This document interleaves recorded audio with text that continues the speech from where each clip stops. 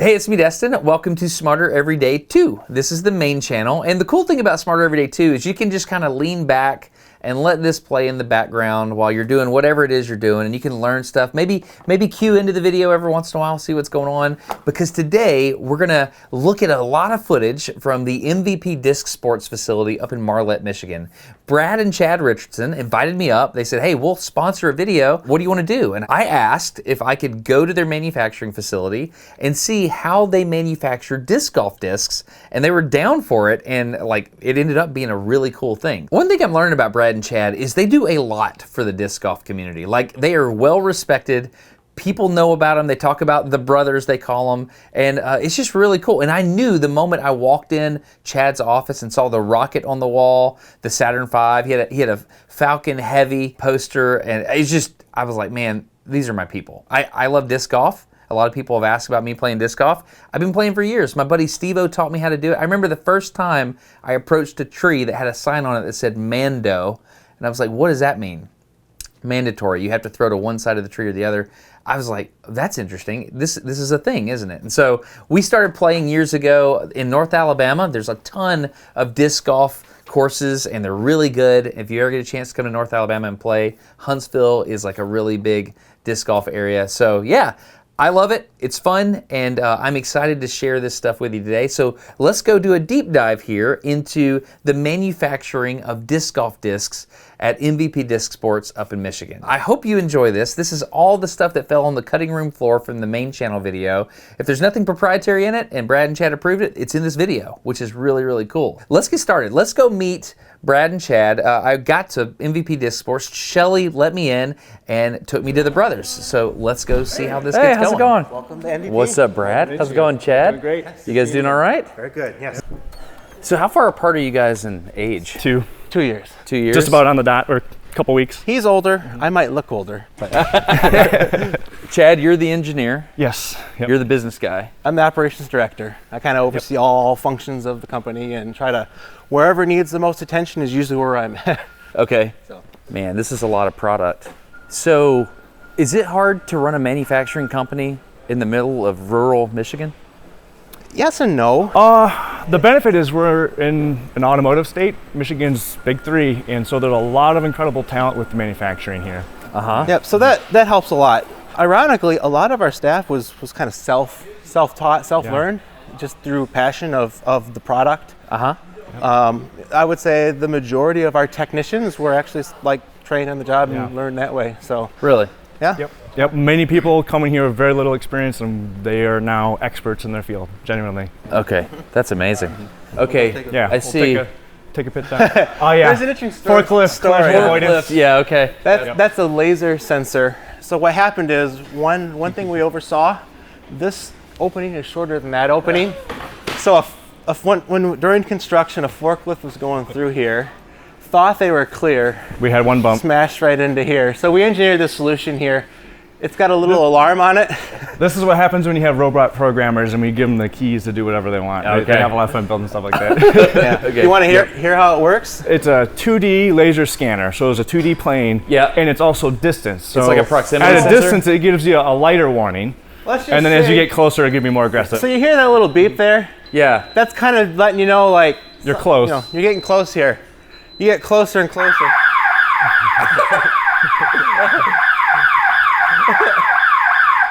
You guys are nerds. I love it. So We have a that lot you of don't fun. crash into that there.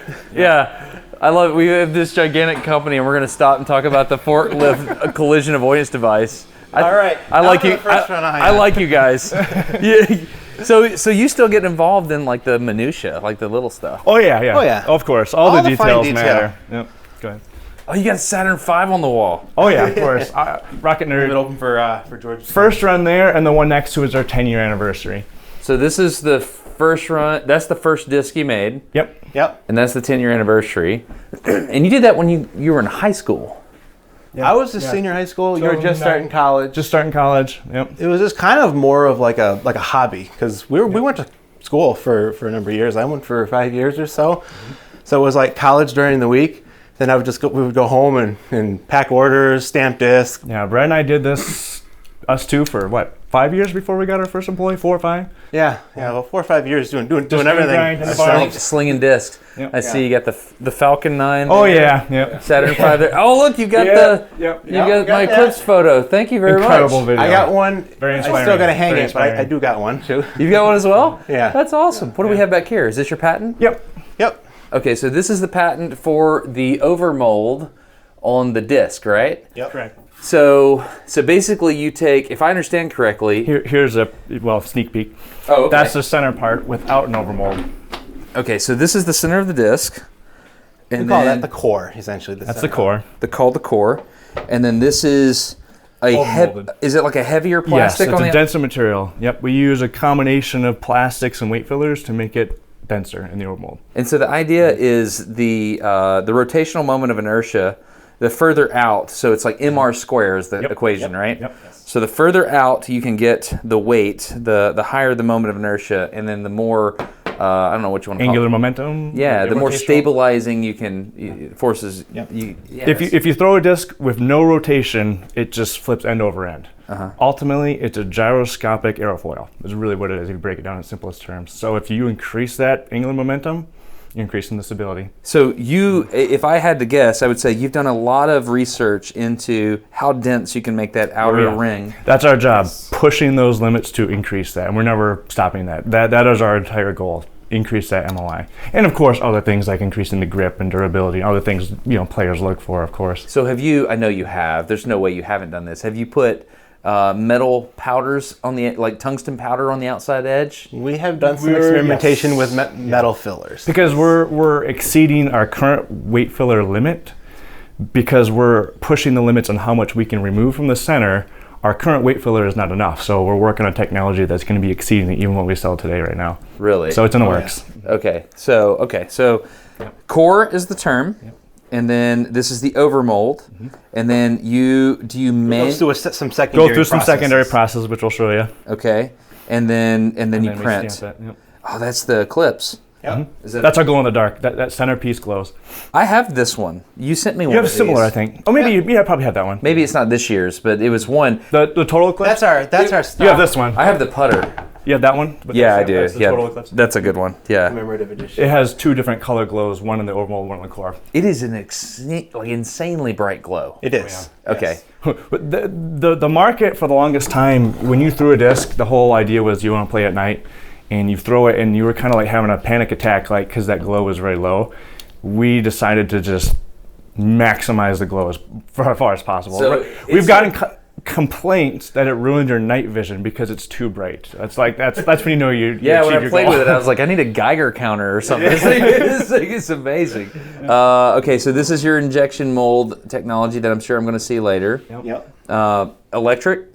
Yes. All electric. All servo. Yep. All servo. The benefit with servo is the repeatability. Okay. Traditionally, hydraulic was the gold standard for many years. Of course, with electronics, they're taking over. Some of the main benefits would be the stability with environment. Okay. We have climate control, but if you didn't have climate control, first shift, second shift, third shift, you will see variation in your process because your hydraulic fluid is changing temperature, which is going to affect how that mold clamps and the pressures you can maintain. Yeah. So servo electric, the precision and repeatability is everything. And in our market, that is paramount because you're trying specifically on drivers, right? Yes. So putters are they're easier to maintain that geometric shape. Yeah, it's all about maintaining that geometric shape. Our goal is to, one, push the limits on design and ergonomics so they feel well and fly well.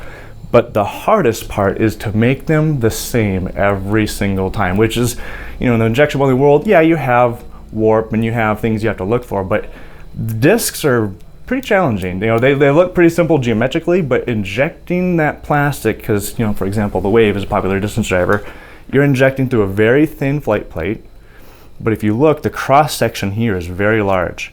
Injection molding, that is completely backwards. Because it'll draw, right? Yep. You want to inject the plastic with the largest wall thickness because it gives an easier path to flow through, and then you want that to then propagate into thinner wall sections. Here, we're doing complete backwards, but that's just because it just dictates what you're trying to make. If you were to inject from the side of this whole, if you were trying to inject this one, right here with one piece, you would flow around this rim faster than you would through this flight plate. What would happen is this ring would flow and meet, and you would have air entrapped in the center.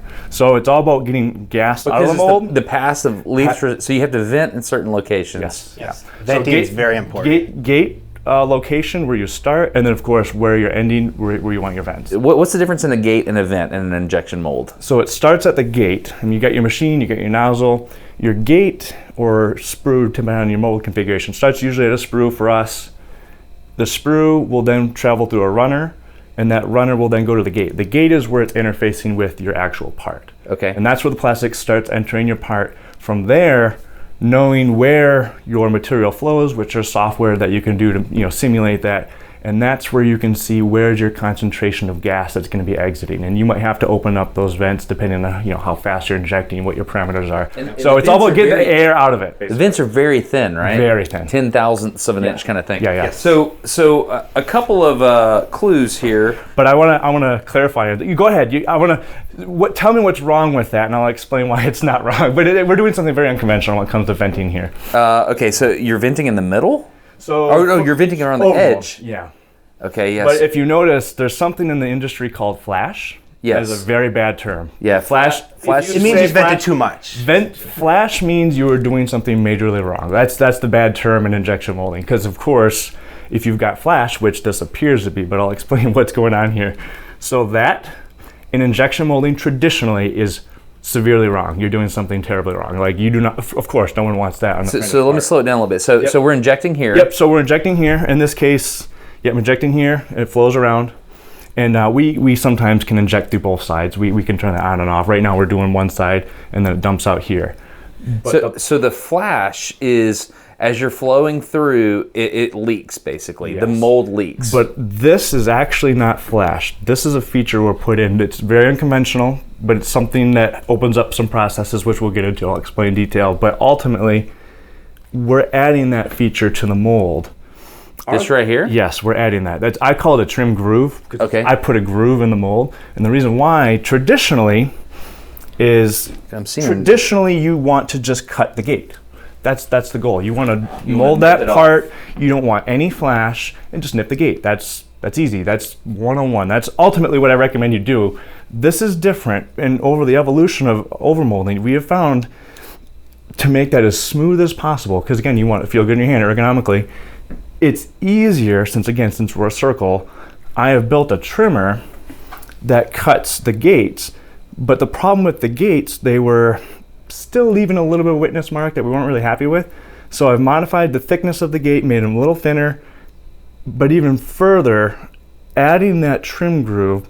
So I kind of go into the CNC machining where you think about like end mills and cutting steel. Yep. If you try to cut too little, you're going to have friction and rubbing. Yes. And there's always a little bit of witness mark there, and you never can really remove that tiny, tiny little burr. You could always feel that. So I added material to make it easier to cut all the way around and make a smoother edge. So this is very unconventional, not normal. Yeah. So you're doing the opposite of what you would expect in order to have more material to bite with your tool. And the goal is to easier to cut a thin flash. Because ultimately what it did in a cutting condition, when you were, for example, cutting that gate versus where there's no gate, that cutting condition was just different with my trimmer that's going all the way around. With that difference in cutting condition, it would make a little witness mark that we weren't quite happy with. Right. So if I make that cutting condition uniform, then when it's trimmed, it's more uniform overall. There is no smooth then a witness mark. That cutting condition is the same all throughout. Right. That's kind of the goal. That makes sense. And now it's just a lot of our newer molds, you can't even feel. Yeah. No, you can't feel that. I can barely feel an edge if I try really hard. So there's a couple of clues here. Let me look at this one over here. There's a clue here on these. This is a one shot. This is not overmold. We call them solo molds. Solo molds. Solo molds? Yeah, that's a traditional, what you see in the market. Stage. Yeah, and so you can see that your gate's here in the middle. Yep. And then are you still venting out the edge? Yep, we do. Yep. Here in particular, since this is a very thick wall section, we have to add extra vent on top of that trim groove, which then allows us to, make it uniform. So one thing I've always been interested in when I hold a disc is how they get the pattern. So this reminds me of some types of toothpaste where they fill the toothpaste tube with multiple colors radially, and then you inject. But the radial symmetry of this is pretty spot on. Yeah. And so that makes me wonder how you do that. And there's some partial things I can show you. Yeah, I can show you I can show you the key stuff. Yeah. Okay. There's a lot of cool stuff. There's a lot of proprietary stuff into there. So we're not going to see everything, is what you're saying. You'll see a lot of that. There's a couple of missing links I'll just leave out though. Okay. Yeah. But you'll see lots of cool stuff. Yeah. Okay, yeah, and it's interesting because I can see this, and I like fluid dynamics, and I can tell that the speed with which you inject determines the turbulence of the pattern. Yeah. Is that true? And Reynolds number is another key factor. Reynolds number, yeah. So to summarize it all, in high school, you guys went to your dad's injection molding factory. You got into disc golf. It was your friend, was his name Jonathan? Our cousin John. Your cousin John. Cousin John Easter, and other cousins. We all met at our grandparents on Easter, big family, and he brought a few from a buddy at his work that got him introduced, and we all were throwing discs out in the yard, and pretty cool. It was challenging at first. It's one of those things where it's you throw a couple, they go only a couple hundred feet at best. All our cousins kind of got into it, and we played. And that was our hobby during the summers. And then you started just injection molding. Yep. So with our background. Yeah, we worked our summer jobs was our father's company. And I was fortunate enough to work in the tool room, so because they were building tools, so I was able to get with their retired engineer who was give me a lot of knowledge on how to design tools, how to CNC machine them, wire EDM, all that. So I got the manufacturing side was my first taste of the fun of manufacturing. So that's where we latched onto it. And then with us playing disc golf during our summers, we had an idea, we have the knowledge to make discs. And in our case with the overmold, it was just kind of inspired by, we were playing one summer, and it had a traditional disc, and I had a large rubber band. I don't know why. I stretched that rubber band around the perimeter just for that grippy edge and putting with the target, and the idea would be, maybe that could help catch into the target better with the friction. And we figured, we can try making that, and so we did. And that's what the first run ion is. So the intention wasn't to have a gyroscopic effect. Right. It was to increase the friction. Yeah, that's where the idea started. Yeah. Yep. So in disc golf, you throw the disc and it goes into a chain basket. Yep. And your thought was, if I could rubberize the outside perimeter, that the chain basket would grab the disc better. Yeah. And there is, as we learned, we went really soft. But we quickly learned there's diminishing returns where with the rotation, it would want to roll off the chains if you go too friction. So there is a sweet spot there. So we quickly learned, okay, we'll dial that back. But then the problem came, those all weighed around 165, 167 grams. Everyone has a preferred weight. And in particular, putters, as a putter, people generally want in the 70s, even up to 175 is their max weight usually. We learned that, we have to make it heavier, and we didn't know how to do that. We were just using the same material in the core and overmold. So we went and found, weight fillers that we can put in, and we had to make a choice. Do we put it in the center and the outside? And it just clicked, holy cow. If we put it in the overmold, I started with the rubberized outside, but then you kind of found your way into the gyro. Yeah. Yep. Just because those were too light, and we said, hey, we need to make it heavier. Found the weight fillers, and we had to make a choice, put it in the center and the overmold, and that's when it clicked. Year number 2 was we made a mid-range disc, which was more focused on the gyro technology. Yep. So we started out with the putter, the Ion, in 2010, and that was all about the soft, grippy chains. But then by next year, the Vector was the second product, and that was the first product to really have that gyro technology where the weight was in the outside. And then we just continued to make more discs, kind of build up our lineup over the years. We would make 1 or 2 new discs per year, and I would say after about 4 or 5 years, we finally started making a line of a more comprehensive line of discs. How many do you make per year now? As far as models? Yeah, how many different molds? Are you doing R&D every year? Oh yes, constantly. Yes, all the time. There's probably 60 or 70 different models, and each model can be made in different plastic types. So if you permutate the number of molds and plastics, and we're talking hundreds of options, then you got to look at just the weight distributions. You got different weight classes, different colors. You've got special editions and just regular the stock SKU stamps. count gets very high. So you're talking if you permutate between all of those, you're talking thousands of combinations. And a lot of it is a combination of performance, where it's different plastics have different grips, or cosmetics for just really cool artwork, or cool swirls in the plastic. The world is your whatever you desire. That's a fun one. Do you guys do the designs? We have graphic team of artists. Amazing artists. Do you have any idea how many people have reached out to Smarter Every Day and asked about the physics of disc golf? Really? It's a lot. Oh, dozens of, wow. Like all the time. People are asking about. They always say it's the biggest sport you've never heard of is kind of, the phrase we use. It's out there. There's 12,000 courses worldwide, and we sell a lot of discs. Yeah, people are very, very interested in this, and so that's why we're here. That's cool. Well, what's really interesting about disc golf disc is they're actually, the physics of flight is very complex. You talk about just like a typical ball, a baseball or football, you just got a parabolic flight. But disc, you've got the gyroscopic effect, and you've got the aerodynamics of the geometry that cause that kind of turn and fade effect. And there's a lot that goes into a disc flight compared to just throwing a baseball with the parabolic flight. I will say your helicopter series, helicopter physics series have kind of given me a lot of clues on rotational bodies, especially with your blades. So quite helpful. Talk about the advancing side and the retreating side. 90-degree, angular. Yep, that's right. The little bicycle wheel. That blew my mind. That was, I don't know when you did that. It was many years ago. Yeah, it was me and Carl. We were in rural Tennessee, and we made a little video explaining. I never knew that. 90 degrees offset. Yep. That's pretty wild. And that helps give a clue on how discs turn and fade. So when you throw them, they don't just go straight. They have a high speed portion where if you're throwing right hand, backhand, they turn to the right, and then as that precession kicks in, it fades to the left. So there's a turn and fade going on, which is tied to that, which helped me link the two together. Okay, so the turn and fade are related to gyroscopic precession. Yep. And also Bernoulli's principle too. And Bernoulli, where that lift, the center of pressure, where that center of pressure is on that disc relative to its speed. Because again, there's no propulsion here. It's constantly deaccelerating as it's flying through the air, of course, through drag.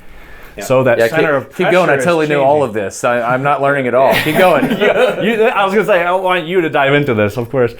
So the center of pressure, when you first throw it, it's at its highest velocity. That center of pressure is far back, and that's where it's turning to the right. And as it continues through the air, it's slowed down through drag. That center of pressure is moving throughout that flight plate moving forward, which then lets angular precession turn it back to the left. So, okay. But I would love to pick your brains on you also got to talk about Bernoulli's principle. Because you can throw right-hand backhand where it spins this way, or you can throw right-hand sidearm where it spins the other way, and that will actually cause it to turn the opposite direction based on which direction it's spinning. Yeah. And that's like Bernoulli's principle, where you look at the velocity of the air over it will dictate which way it turns initially, and the precession kind of. So it's a dissymmetry of lift. So where flow is high, pressure is low. So the advancing side has more lift than the retreating side. Is that what you're saying? Well, we think that it's a little bit of both that as well as angular precession. It's a little bit of both. Yeah. It's almost like a combination of both. Okay. Yeah, that's where we're gonna have to dive deep into. We want to get into that. Okay. Sweet. So where did you learn CAD? Was that in school? School. Yep. I went to Michigan Tech. I didn't finish, so it's a false title. I didn't actually finish my engineering degree, but no, I learned the engineering side through Michigan Tech.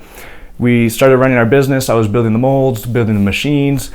But to help improve my knowledge, I went to school for CNC machining because I want to learn the manufacturing process. You get to, in order to make a good design, you have to learn how it's manufactured. So I kind of get a little expertise on both. I'm going to stop you there. So you said it's a false title, but you're engineering. Yeah, I am. Yeah, but I know my limits. When it comes to manufacturing and safety, I vet the experts when I'm not feeling comfortable on something that might be, causing harm. So I'm very, very key on my limits on safety. No, I think a lot of people that didn't quote get the diploma for engineering, that they say, oh, I do engineering, but I'm not an engineer. And I perfect example. Yeah. I always make a point when I'm in a room with someone that's clearly an engineer but doesn't have the piece of paper to specifically say, this is our engineer. Because you're engineering. Yeah. Who cares if you have the paper? Just actually getting it done is what got in the way. Yeah. Look at this. Look, I don't know if you know this, but you drew that. Yeah. I'm assuming you drew that. Design the whole system. Yeah. Let me go to the more relevant. Yeah. So this is what you call engineering. Engineer the whole system. Okay. So I see a poster on the wall, and I would like to talk to you about this poster. So this is a poster that's talking about the fade and just tell me the terms. So so when you throw it, you can zoom in. So the left and right motion, this is a good example. We have different lines that have different power levels. So if you're throwing it with lower power, you're going to have it go straight and then hook to the left a little bit. As you increase that initial speed, you're going to see a turn phase. So when you throw at high speed with a disc that wants to turn understable, it'll drift to the right hand, backhand. It'll drift to the right, and as it slows down throughout its flight, it'll begin to fade out left. So that turn and fade is kind of a key to. But there's two things when I throw a disc. I've got the forward velocity, and I have the rotational velocity. Yeah, yep. And if we can maximize that rotational momentum, that will reduce that turn and fade. And if you think about it, that turn and fade is wasted energy that could be straightened out to travel farther. If you're spending all that time in the air turning and fading, all that drag during that long path is shortening your potential distance. If you can increase that MOI, you are essentially pulling out that S curve, so to speak, and making that travel farther. That's really the and also just the predictability. Like, you know, in disc golf, you want accuracy, not just distance, but accuracy. So, you know, that turn and fade is a little bit of instability in that flight. But if you increase that moment of inertia or that gyroscopic stability, it's more predictable in its turn and fade phase. It's a little bit more consistent and reliable. And weather, wind is a very big factor in the game. If you can increase that MOI, that resistance to be blown around with the wind is going to make you more accurate. So one thing that I've noticed over the years with discs is some of them have numbers on them, right?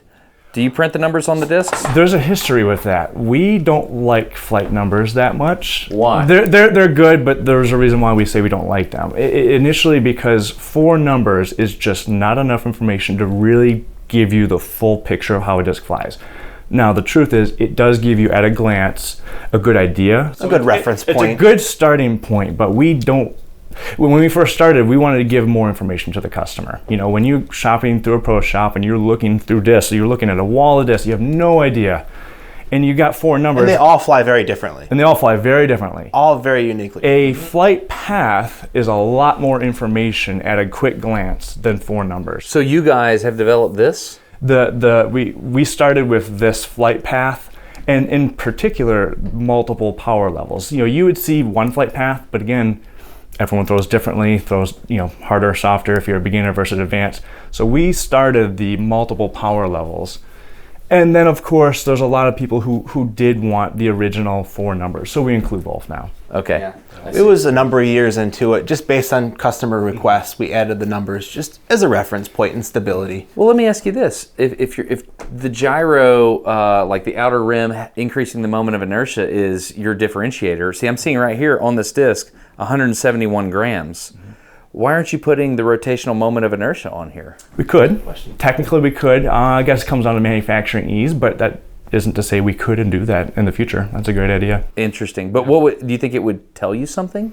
Like, do you think if you picked up a disc and you're like, this has a higher rotational moment of inertia? Yeah, it would. I mean, generally people know a 175 gram disc is going to be more resistant in the wind than, say, a 160 gram disc. So intuitively, people already know, but it's just not defined with the MOI. So we may be at a situation where we're giving too much information and it doesn't actually add value to the thrower. Yeah. Well, you know, a lot of people may not necessarily understand what that number actually represents. Whereas, like the weight in grams, just everyone kind of knows what that represents in general. When we get a chance, but later to sit down, I want to show the different specific gravities, and we can show you.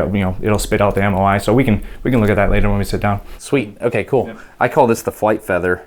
I just made that up, but that's what it feels like. That's actually a coin. That's what the artist kind of that was the industry coin term too. People just liked it. Yeah. Yeah, flight feather. Oh, really? Yeah, okay. that was quite coincidental. Is it on here? No, that's just unspoken. That's what people call it? Yeah. Okay, cool. Yeah. Awesome. Well, sweet. Let's go learn stuff. Safety glasses? They're on the wall. All right, now we know it's about to get real. Okay, there's 2 main ways that they make discs here at MVP. There's the solid disc. Yeah, solo mold or single shot. Okay. Yep, so it's just one solid piece plastic. of plastic. Yep, one shot. And then the other one's called what? It's called our overmold or gyro technology. Okay, and so you have a core that's solid, and then you mold on the outside rim. Yeah, correct. Okay, cool. And we're gonna cut these things, and so we can see it. We can cut these discs? Yeah. We make a small sacrifice. This is a driver, which has a sharp edge and a different aerodynamic profile. This is a putter, so it's more bull-nosed or rounded over. So yeah, can we see a cross section? Yeah, let's try it. My blade might be a little dull, but we can manage. You've done this a few times, haven't you? Yes, I have. My grandfather would be proud of you pushing the knife away from you. That's right. All right. Here's your cross section. So that's a solid cross section. Yep. Yeah, it's as expected. It's just a solid mold. The other one's an over mold, right? Yep, this is our time-lapse 12-speed distance driver. Uh-huh. You can see the two components. So what's the difference in the outside rim? It's heavier? Yeah, we use a variety of denser weight fillers. And in this one in particular, this is our fission plastic. Mm-hmm. The center is actually using a variety of fillers that do the opposite. Makes it lightweight. Lightweight. Okay. Yep. Okay. So we'll put that right here so we can see the difference. Oh, in this one you have a sharp edge. That's interesting. Yeah, this is a driver. You can see the aerodynamic shape. It's going to cut through the air with much less resistance.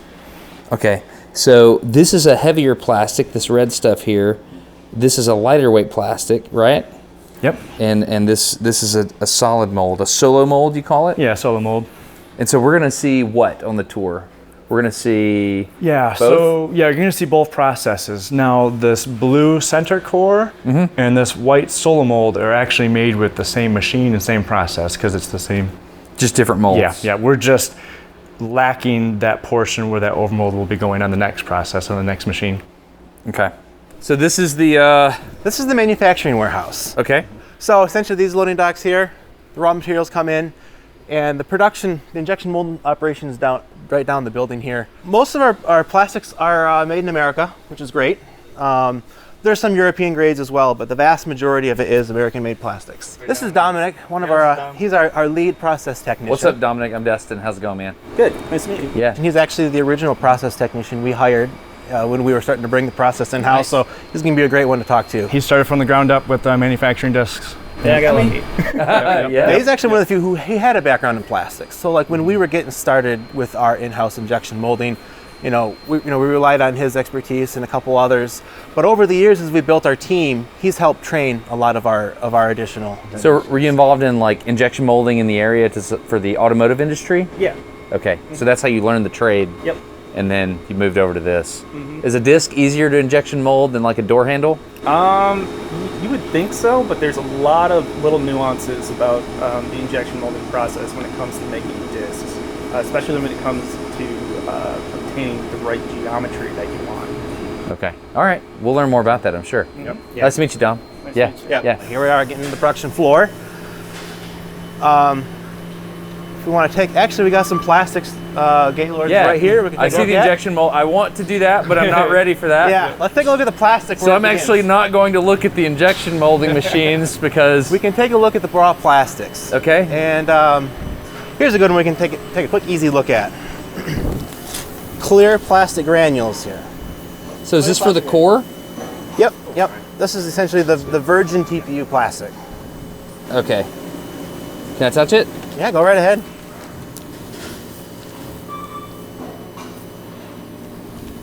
Okay. It's rubbery. Like when I squeeze it, I can feel that it's giving way, like it's pliable. Yep.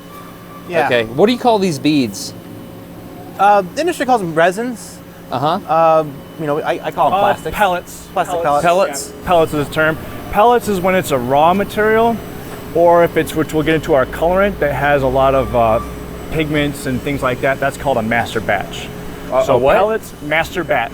Master batch, okay. Yeah, that's just a recipe of a bunch of materials into So you a have pellet pellets of the raw material plus concentrate. colors. And then there's various additives that have certain properties, whether we're trying to reduce the weight or add the weight, add the color, add the glow in the dark. All of those are kind of custom compounded, called master batches, where you add them in at a certain percentage to add the property into the disc. So is there literally a recipe? Yeah. Yes. Yeah. Really? There's a percent load of those ingredients that you're putting in. Like Brad mentioned, if we're trying to reduce the weight, we have additives to put into the plastic that can reduce the density of that So material. it'll like expand and put air bubbles in there kind of thing? Yeah, we could say that. Yeah. Okay. Kind of. Kind of. Kind of. Okay, There's air in the plastic. got it. This is called a gaylord, right? Yes. So a gaylord of material that's like a unit. Yep. And then is that a vacuum? Yep. Vacuum line here. Where's it going? It goes to the drying system. Which is, so you have all this built, like you built this with this in mind. You want to automate Yes. your material handling. Traditionally, if you're small scale, doing small, low volume jobs, you'll have barrels and you will just be manually put in the machine, which works for small things, but if you want to move a lot of material, you gotta automate it. So this is kind of like those Coke machines, the fountain drinks, and you've got all the material here, and it feeds up, goes to your dryer, and then gets fed in to your, okay. Essentially, like all of these machines here are all actually tied together to the drying system. The whole entire process is really interconnected as one system. Like literally this plant we're in is literally one giant machine that's interconnected with all of the hoses and pipes that feed the plastics to the machine. But starting at the plastics drying, that's a very crucial step prior to the injection molding, at least for this particular polyurethane. It's very hygroscopic. Hygroscopic, okay. Meaning it absorbs moisture from the air. And that's for the injection molding process, that's bad. So you want to remove the moisture. So step one, important. we get it from the shipper or from the supplier. This plastic has moisture, it just naturally absorbs moisture. So step 2, we have to dry it. Yes. Okay, cool. Very important. The moisture content of our plastic has to be less than 0.02%. Okay. Like very, very low, 0.02%. If you get anything more than that, you get kind of mixture of oil and water through that injection step. It just causes issues inside of the injection step. These are the dryers? So those lines coming from the gailers those have plastic in them? Yep. Those feed the plastic to the dryer system here. What? And they go to here. Did you design this? We work with a company that helps us fit it to our specs. Is it all stainless steel? That's aluminum, but the elbows are stainless steel. Okay. The elbows have to be a tougher material because as that material makes that turn, there's a lot of friction. I see. If there's some grades of material that are even more abrasive, ours are generally rubberly, so it's not that bad. You can do ceramic, which is even more abrasive resistant. Okay. But stainless is fine for us. Okay. But we've got 20 technically 10 drying hoppers here that have all different base materials or additive materials to the system. But you can see all the different grades of plastic granules inside each little hopper here. The temperature and time at which you dry is important. The temperature and time. Yep. Can you over dry it? Yes. It's difficult to over dry it, but you technically can. So is this a vacuum? There is a vacuum system over here. There's vacuum pumps. You can hear that noise? That's it running through the pipes. Yeah, you hear that's the plastic going through. What is this? This is our resin selection station. We can change these hoses, which changes which machine, which plastic goes to. So instead of having, basically this is a central system. This looks like a network patch panel. Yeah. This looks like you're taking Cat 5. Yeah.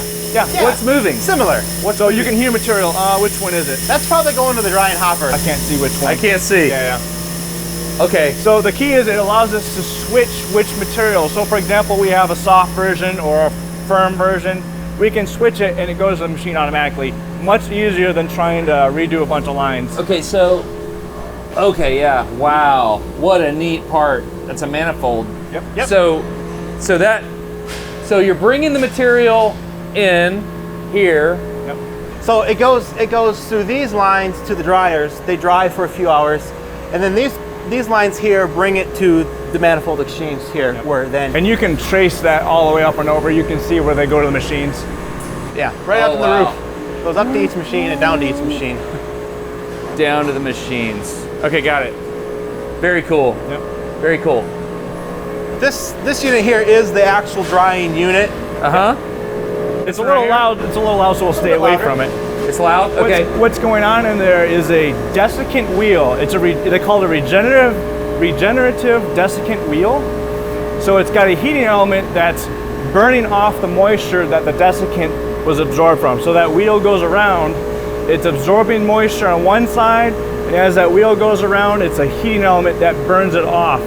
So it's a regenerative cycle. So remove the moisture and silica or something. The desiccant. I'm not quite sure what material it is. It's something. I think it's activated alumina, but I could be mistaken. Okay, I don't know anything about desiccants. It could be molecular C, maybe too. There's a different desiccant types, but. Okay, so these are being dried, and so these are proximity sensors, right? Yep.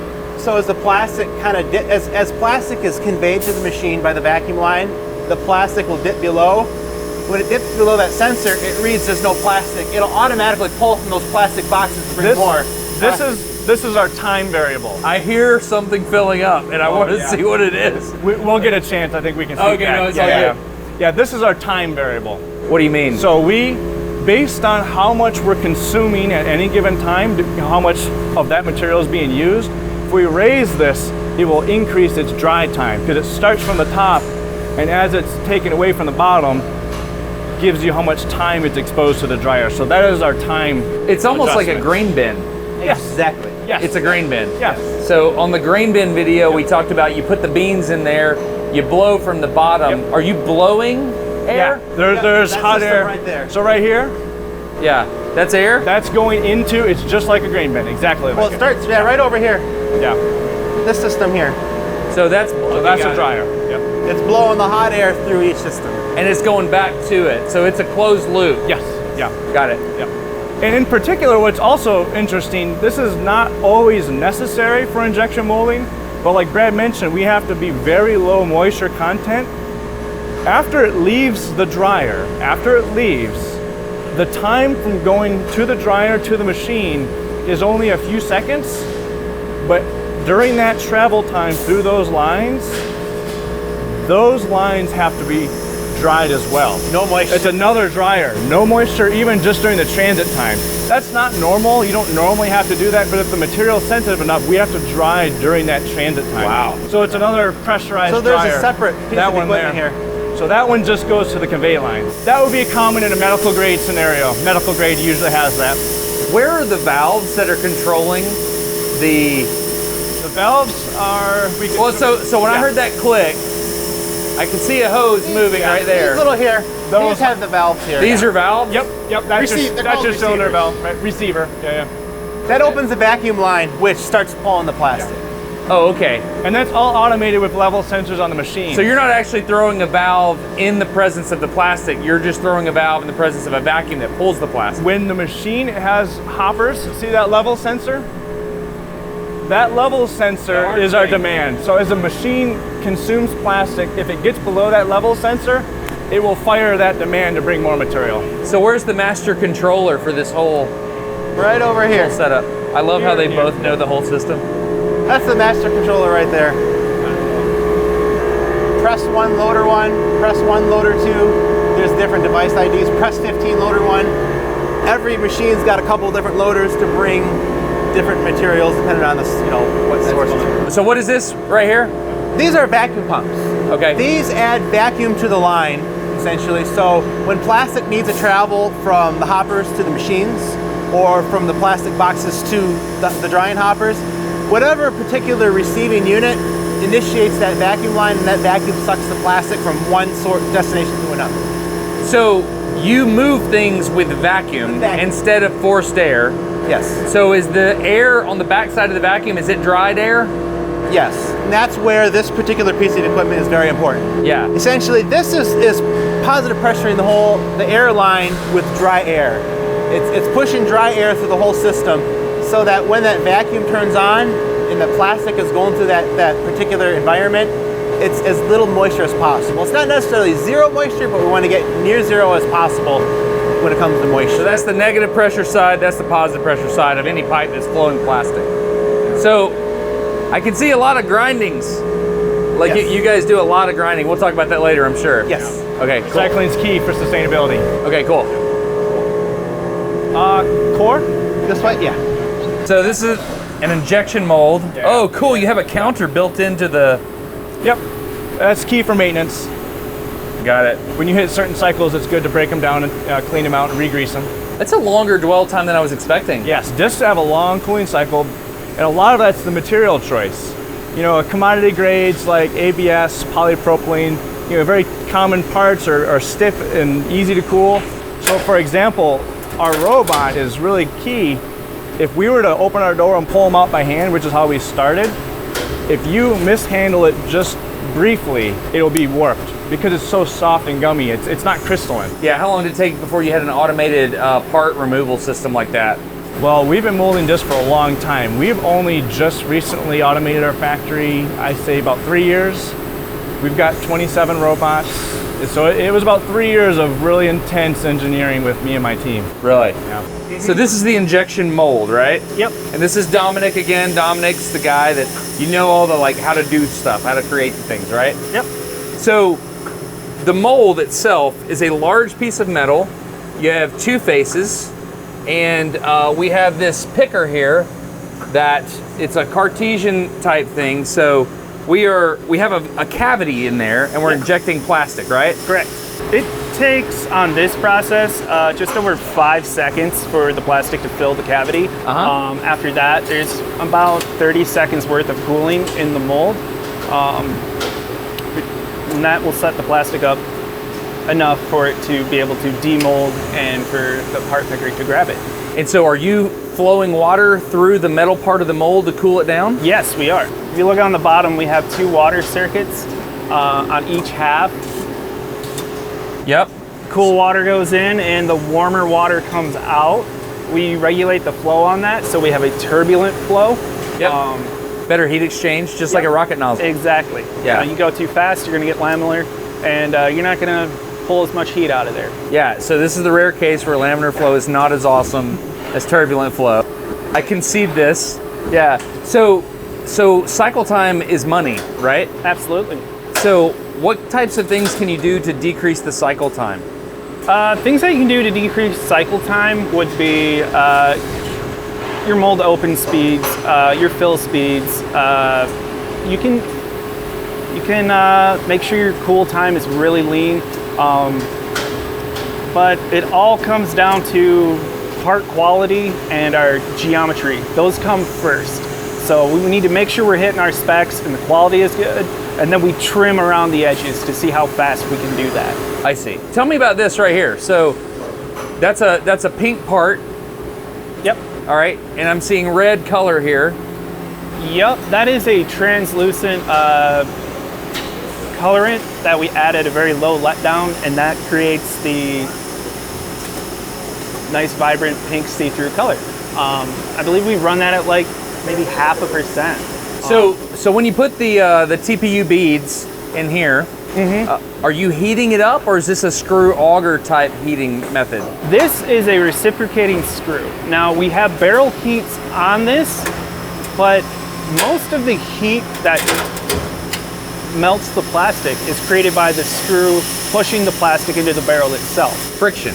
Yes, friction, shear heat. These heaters on there are just to maintain that minimum level of heat. So things like your screw RPMs, your back pressure, how fast you're filling, those are all going to affect your shear heat of the plastic and the temperature of your melt. That's the injector right there. Yep, this is your nozzle body and nozzle tip. Yep, so that gets really hot. Yep. All right, so this is Screw, that's your floating check ring, and check screw ring. tip. Yep. what does that do? So when your screw is reciprocating, it pulls back, it's pulling your next shot of material. When it's free in the open position, plastic is flowing through this forward, charging your next shot. When it plunges forward, that floats back, seals it so you can build pressure while you're pushing that forward. I see. Yeah, and Dom, he's the guy that can tell you all the ins and outs, what's going on in So depth. basically, are you inserting material here? Right about here. Yeah. These grooves are just to prevent back feed, just so it don't bleed backwards. But right here is about your feed section. So this is very similar to the thing I saw at Kodak. Yes. Yeah, they have a very much smaller scale than the one at Kodak. Yeah. Yeah. So plastic pellets go here. It turns this way. Turns this way and it feeds the plastic forward. And as it moves forward up the screw, the diameter between the flights increases. That pushes the plastic pellets against the walls of the barrel, and that's where that friction kicks in and melts our pellets. You have the gap here. Is this tapered? Yeah, this right here is a smaller diameter compared to out here. I see. That's where your shear is happening. But is the outside of the helix the same diameter? Yeah, outside of the outer Yep. is the same, and that fits in this diameter here. 50 millimeter. 50 millimeter? All right, so plastic goes in there, which feeds into about right here. Yep. It's turning, as it's turning, it's pushing the plastic forward. That shear and mixing creates a melting. Is this heated as well? No, the screw is not heated, just the barrel. Okay, the barrel's heated. Mm-hmm. Cool. Yeah, so yeah, you can feel it's like a sticky coating on the outside. Is that grease? This one's brand new, so it's got a rust prohibitive on there. Oh, I see. We can show you some of the mold action, some of the ejectors here. Alright, it's set. Beautiful. Yeah. Wow. And you can get some great views on the back of the machine here. Really? Yep, some of the things going on inside. Oh, wow.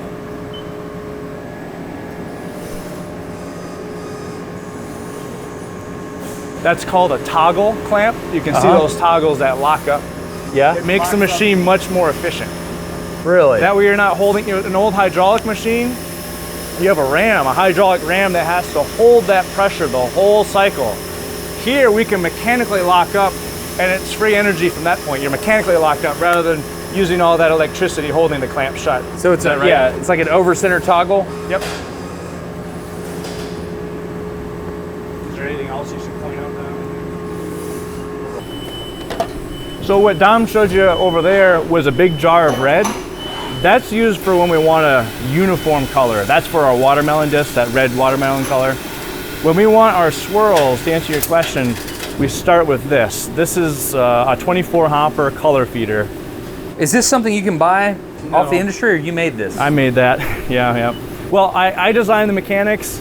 My robot programmer, he's a genius that programmed where he can get all the beautiful colors. Okay, So can you earmuffs for just a second? Yeah. Okay, so there's a thing about engineers. Sometimes they make things that aren't that great, and then the operators have to use them. How is this actually? No, this thing's amazing. It's amazing? Okay, let me walk away. I think he's just afraid to say the wrong thing. Before we had this system, in order to create these effects, we were literally spoon feeding colorant into that funnel over there, into the feed throat. Every Really? shot. You can blame me for that. That's That was before where we automation. started there. Okay. Dixie cups in plastic spoons. Really? Yeah. I think I just hit on one of Chad's passions. Oh, this yeah. color. Is that Color true? swirls. Yeah.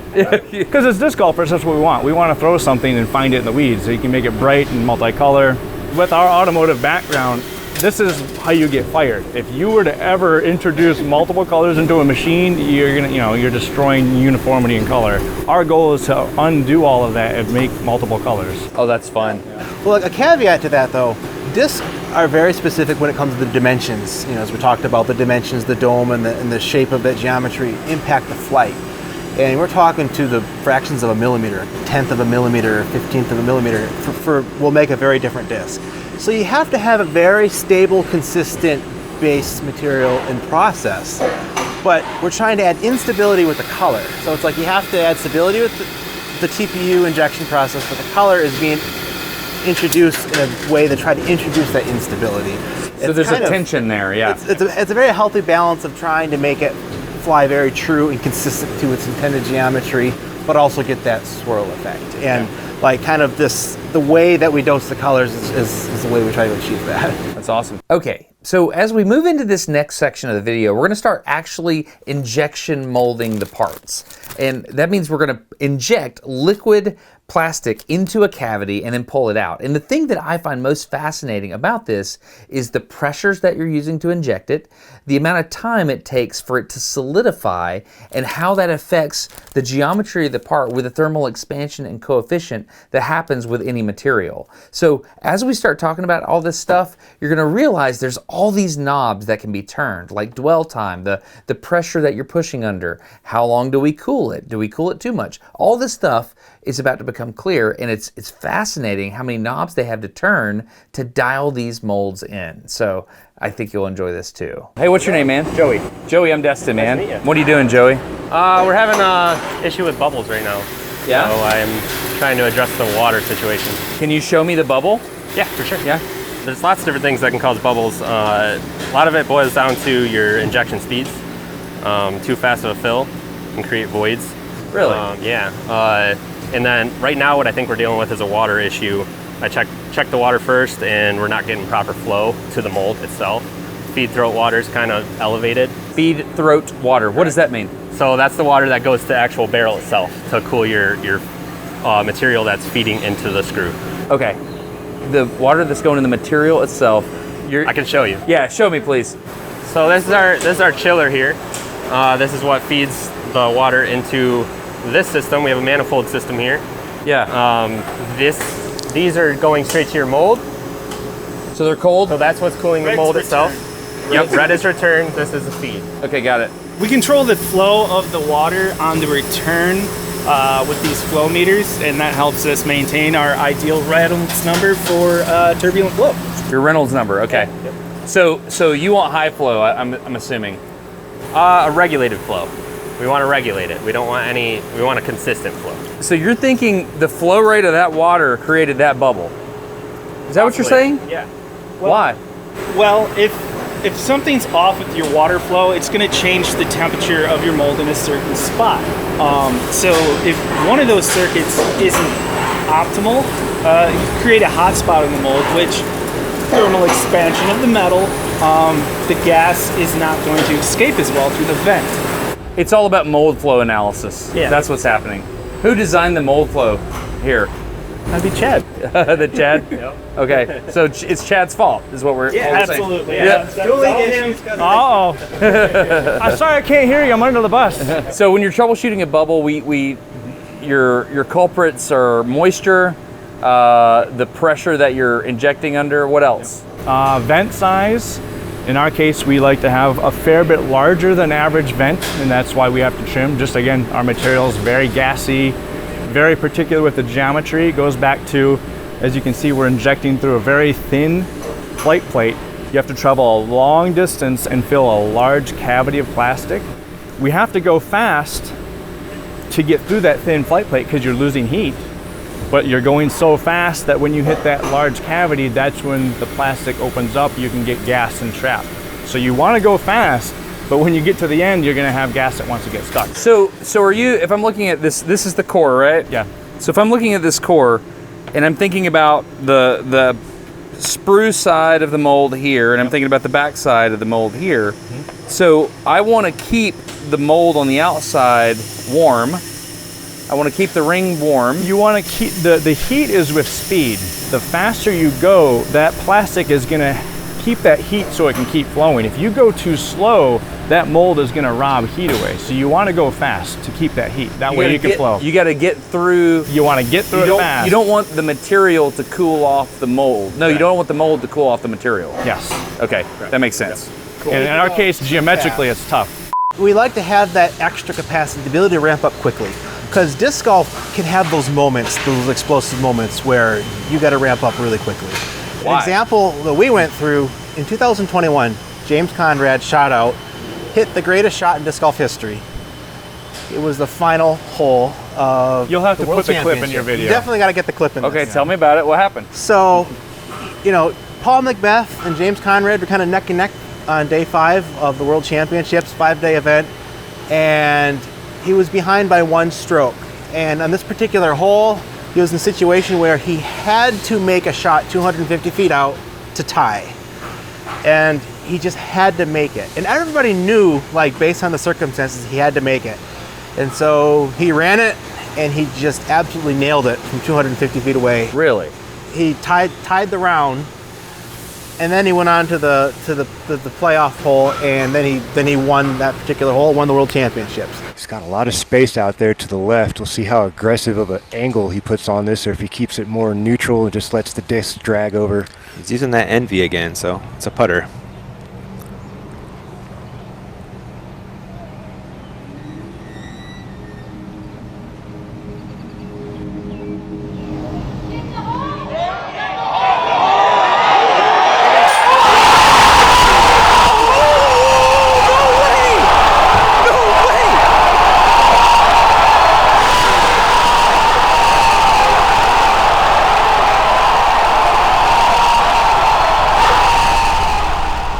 So when that moment happened, we had to ramp up super quickly to meet that demand. And so that's actually why we bought these 7 machines in this section here, because we just needed to ramp up as quickly So as that possible. one shot in his world championship was this section of machines right there. What?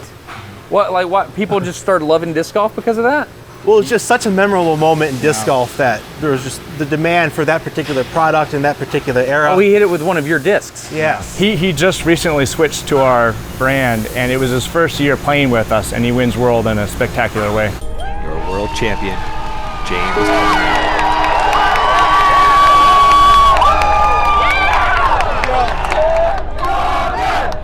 That footage is from the Professional Disc Golf Association. Yes, there is a Professional Disc Golf Association, and they have this sweet logo that I love. It's from a documentary they did called The Holy Shot. It's a fun watch. You might want to check it out. So MVP is unique in that they use a core for the disc, and they also have an overmold. And in fact, I'll pull over here in a second the animation that I made with Chad's graphics of how the overmold is injected around that core. But it's pretty cool. It's a two-part process, and we're going to see that second process, the overmold.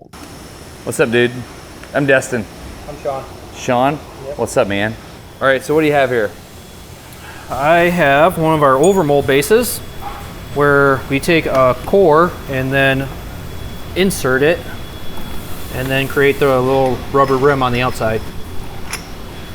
So just to split it open real quick. There you go. They're a little bit heavy, but... So this is an insert mold. Yep. So the insert would go there. Yep. And the plastic would inject throughout here. On the sides. Yep.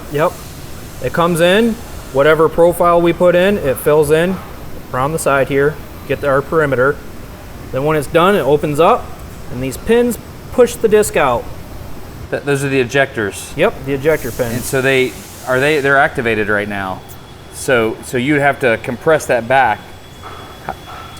Nope, this is all the way back, The machine has rods built in, and they come in through these holes right here. Yep. And it pushes this plate forward. Now when the machine's rods go back, the springs inside here push that whole ejector plate all the way back. Now we've had binding issues in the past, so we've added these little pressure switches to let us know that the plate made it back all the way, and the robot is clear to go. I see. So you're using this is a secondary check for the robot. Yes. So what are so these are back right now, you're saying? They're back all the way. But when the insert's in there, because this profile of the disc actually comes out to be that far, and there's small little recesses in here. Got it. Yep. And those are actually rounded ejector pins, which is abnormal for an injection mold, but that's because you're pushing against the disc itself. Yeah, do that. An already finished core, and we don't want to screw up the core. Got it. Yes, in normal ones, they're usually flush, flat, but reamed holes so that there's no venting through there. Usually those parts get trimmed off. We can't trim off our core, so. This is a sprue right here. What am I seeing? So we fill in from the top here, and as the plastic comes around and comes to the bottom, we use this as a dump gate, so that way whatever air, whatever burnt up plastic we get, we're just gonna trim it off right there. Really? There's another mold where we fill from both sides. Oh, so you're only filling on this side, and you flow all the way across, and then you end up here. Yes. Okay. Yes. Got it. And so is there a vent there? That is our vent right there.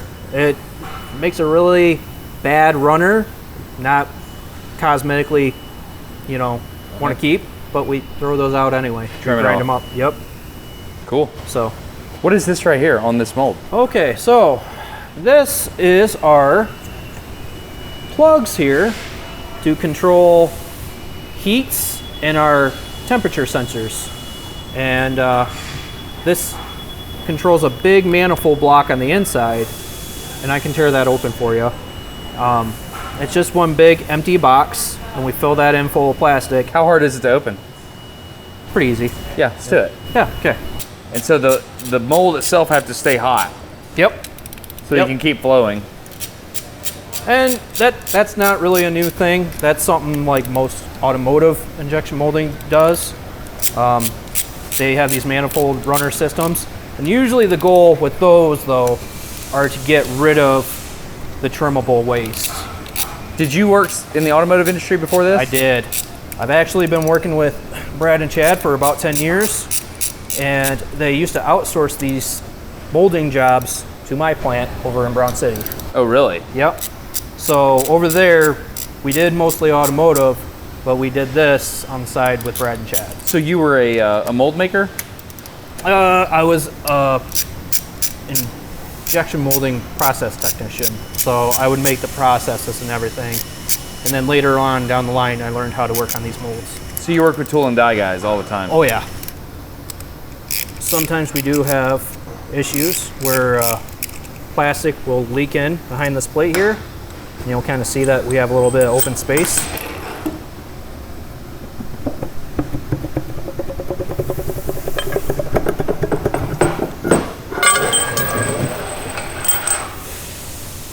Right here. Wow. What does that do for you? That ends up giving us our swirl look through our rim. And you control how fast you inject it in order to change the variance of the swirl? Yes, yes. A couple different things. We can do temperature, we can shoot how fast, how long. Hey, thanks for opening the mold up for me, man. Yeah, no problem. Appreciate it. That's All great. right. And where are your plates at? Where are your inserts? Our inserts are over here. Oh, wow. These are all your inserts? These are all of our overmold inserts. So some halves match up with other numbers, but most of the time it's just an A side and a B side. So you'll get the top flight plate. Yep. Where you get the plastic coming in, and then you'll have a bottom flight plate, where your ejectors come out. Wow. And like I was saying, this profile is usually out here a little bit, so you never see those ejectors. That's amazing. Thanks, Sean. Oh yeah, not a problem. That's awesome, dude. Appreciate you showing me that. All right, so we're about to change an insert, right? Yeah. Okay. So what is an insert? An insert is a modular piece of the mold that we can interchange. We have a base which stays in the press. The only thing that we need to change models are these inserts right here. On both sides? Yep. I'm watching, man. Show me the deal. So there's 4 bolts on each one, Okay. each corner. Yep. Pretty simple. Just gotta loosen them up. Is there an indexing pin? Well, okay. Now, do you tighten these down to red face torque or blue face torque? 45 foot-pounds. So somewhere in between red and blue face torque? Yeah. Click, click. Right? Just going the wrong way. Yeah, so you have a torque wrench for when you put them in? I do, yes. So why are we changing the insert for the mold? We were running the hex, and we are going to the pitch. So Those are two different. they're entirely different discs. Yep. One's a mid-range and one is a putter. So this is an overmold mold. So you have to seal on the thing itself, right? You have to seal on the core. Yep. We put the core directly on that insert there. That's going to be heavy, isn't it? Yep. I think they're about like 45 pounds. You're a young man with a strong back, so you can do this. I wouldn't say that. I'm He's really too tall. I'm too tall. I have an easier time because I'm hunchback over here trying to see these things. Oh man, with all this fancy pants automation, we got to get an overhead crane in here. What's up with that? So I take these T-handles, and you just put them right in where we took the bolts out. They thread right in. Oh, so it's a smaller thread. It's the same thread. Oh, it's the same thread. These for the ones insert. have this, what would you call that? Just like a spacer. Yeah. And they basically, when you bolt it in, it's pushing up against the platen in there, and it just pulls the insert out. It's like a steering wheel puller. Pretty much. Jack bolt. Yeah. The jack bolt. And so once you get in there, you got to twist them at the same. Yeah, you try to like level it Walk out. it out. It comes out the same. Sometimes they're really annoying and they don't want to come out. So do you go out of your way to never touch the face of the mold? You talking about like on here? Yeah, the polished part. On overmolds, the only part that's really you don't want to like scratch up. I mean, you don't want to scratch any of it, but the part that you would see is the actual overmold itself. So here that's not on the finished part. I see. This one seems like it'll be pretty easy. Have you ever dropped one? One time I came really close and it literally fell and I caught it like down here and I thought I broke my wrist. Oh wow. Is it so heavy? Yeah, they're very heavy, but no, I haven't actually like sent one down through there yet. How often do you change an overmold? Overmolds are smaller runs, so it happens quite a bit through each shift. I'd say we average on our shift like 1 or 2 a shift, probably. Just Because depends. each core runs runs several different models. overmolds. We put different overmolds on the same core. So this is for the overmold, and this is a core, the hard plastic center. It goes right there. Oh, so you have to press it on a little bit because you got shrinkage. Yeah. All right, so how do you do that? You knew I was going to do that, didn't you? I got stuck on there. Stuck on there. Well, leave it on there. We'll push it off with the ejectors. I'm a moron. Hey, we'll protect it. Okay.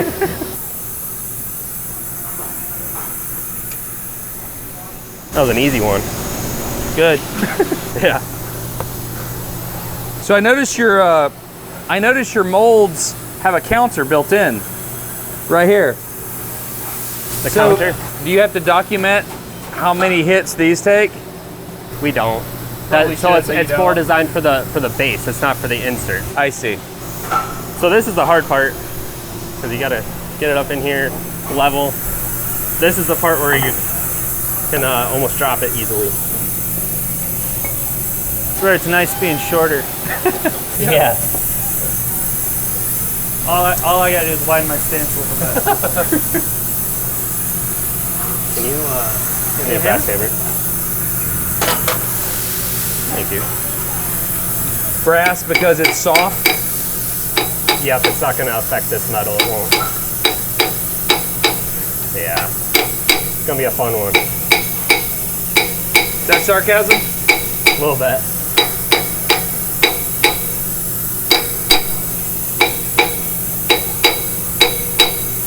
All right, question for Chad. So this is the insert, right? Yeah. And the insert goes in the mold base. Yes. And the cooling lines are in the mold base. Yeah. So There's a challenge there. yeah, the heat transfer between one to the other. Yeah, technically you've identified a small problem with inserts. One of the drawbacks to inserts, like you say, your water lines are not integral with the insert. They're just behind that, which is increasing the distance. So that is a drawback. Now with our overmold process, the volume of material that you're trying to cool is so little to where that drawback is negligible. So do you have like a cooling time? Yes. You know, so you And our goal is to reduce that cooling time, of course. yeah. So you have to cool the mold off or the insert off. Yep. The machine is putting heat into the plastic so it can flow. Once it's in the cavity, the mold's job is to remove that heat as efficiently as possible. So it takes 3 points to, oh, it's very cold, interesting. So it takes 3 points to define a plane. Yes? If you had that mold only touching in 3 points in your insert, do you ever have an issue where If you have, if you're poor with your maintenance, to get to your problem that you're trying to identify, the biggest thing you could have is rust. If you don't take care of your tools in your maintenance room, as you build that oxide layer would make a barrier for that heat transfer. So you really have to maintain your rust. okay, From there, these are all surface ground on surface grinding machines. So your flatness to flatness is pretty darn good. and it's a heat transfer issue? Yes. Right? Okay, cool. Very much. The overmold is small enough volume to where we can allow that benefit. The big benefit is cost. Normally, a traditional tool is integral to that full-size mold, where in our case, we have so many molds that we're launching, we need that indexability. And also, if it gets damaged, you don't have to remove that whole mold. We can just interchange inserts much more efficiently. Got it. Oh, you got to use the torque wrench because the boss is here? Yeah. Click, click. What's the torque? 45 foot-pounds? Yep. 45. You ever cross-threaded a mold? I don't think so. Nope. Not me. This guy might have. Have you ever cross-threaded a mold? Yeah. What did you do? What word did you say when you did it? Oh. I don't think that's appropriate for viewers. That's a big deal. Molds are so expensive. Yeah. All right, there we go. So this is the new overmold That is. with the core disc that I accidentally put on there. Yep. Joey, what's happening? I got to recalibrate my ejectors here. So put in standby, and our calibration's here. It's all automatic.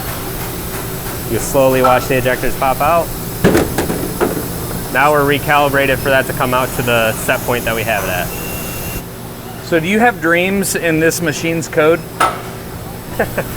Yeah. Do you make discs in your sleep? I have, yeah. I've had nightmares where I'm just coming to work and I'm just, And there's a machine that's messed up or yeah, something? like there's an alarm in the distance, and I'm trying to find it. Really? Yeah, I've actually had that dream. Yeah. Pretty rough. Yeah. Yeah, when you troubleshoot things, Yep. not being able to find it's a big deal, isn't it? Yeah, you leave and you're just stressed out about it because you couldn't figure it out that day. So right now what I'm gonna do is I'm gonna, so I recalibrated, I loaded up for the pitch. So this is the pitch. I loaded up the process that we've already previously built for it. Yeah? It's already established, should just take right off. I had to recalibrate my ejectors for that process itself. And then I also have to do a clamp force adjustment. Clamp force adjustment. Yep, which that is, it detects the crush that we need for our tonnage based on whatever we set our tonnage at. So I have it set at 30 tons. So you put the core in there, turn your motor on, bring it in about right here. We'll see if I'll get it first try. Usually it alarms out at me a bunch of times. We have a clamp force adjustment right here. Yep, see, it's gonna be a... What did you mess up? This is something that me and Dom are always fighting about, trying to figure out how to figure it out. Because we'll sit here and we just don't know. There it goes. It has to be like perfect for you to be able to hit it. And it's always alarming out and screaming at us. So does the mold, when you do an overmold, which is a process I've never seen, do you have a position measurement or is it a force measurement? It's both. Yeah, It's both? it's both. So right now what it's doing that open close on the tie bars. The tie bars are what retain that clamping force. The tie bars have what's called a strain gauge. That's measuring that strain on those tie bars. So that's the force, but there's also position where at the end of the day, its final position needs to be parting line to parting line. So it's both the position and force. So you have to do two things. Okay, let's go talk over here. Yeah. All right, so this is the outside mold. Yep, this is called your core. This is called your cavity, just because this is out and this is sunk in. Core and cavity. Okay, and so this is the core. That's the molded core. Yep. The molded core. I'm not going to push it down. I learned that less than a minute ago. Yep. So the hard plastic core goes on that. Yep. And then we are injecting, a softer TPU. Okay, there's your gates. So your gates go in there. It's a very small gate, like 20 thousandths of an inch or so. Yeah, it's very thin. Yep. Yeah. We want to try to keep that thin. Now there's on both sides it shares that geometry. So it goes in there, and then what my dad said, like you can catch your fingernail in 10 to 15 thousandths.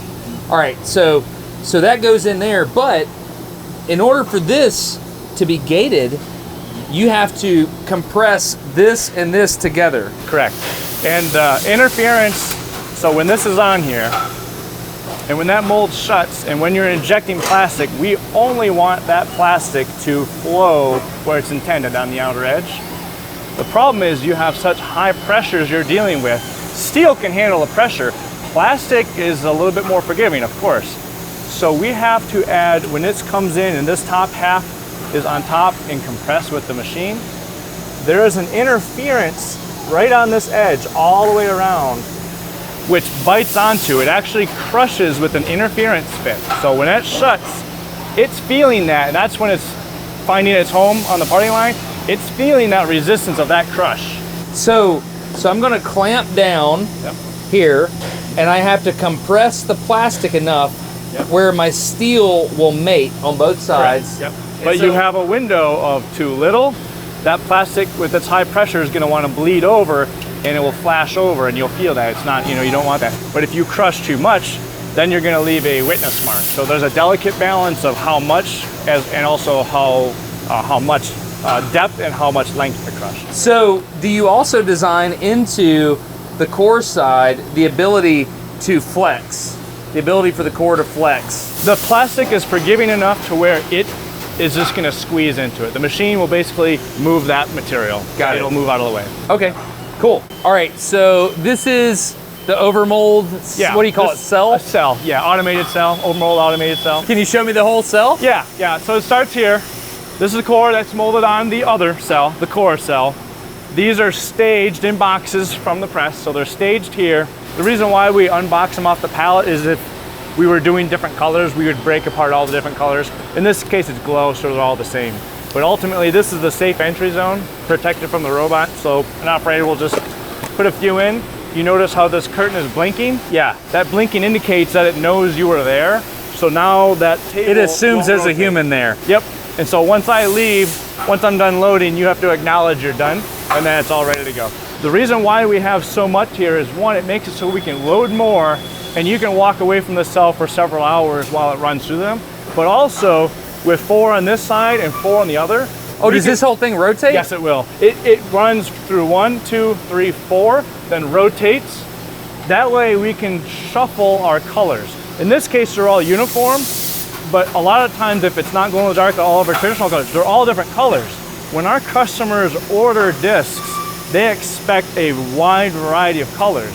Well, before this cell, someone's job was to shuffle all the colors. There you go. What's it doing there? It's rotate. This is so we can go 1, 2, 3, 4. So that's shuffling. So we can shuffle 8 colors. Wow, that's neat. Yeah. And you just keep it shuffling the whole time. Yep. And so the robot's going to come grab a disc.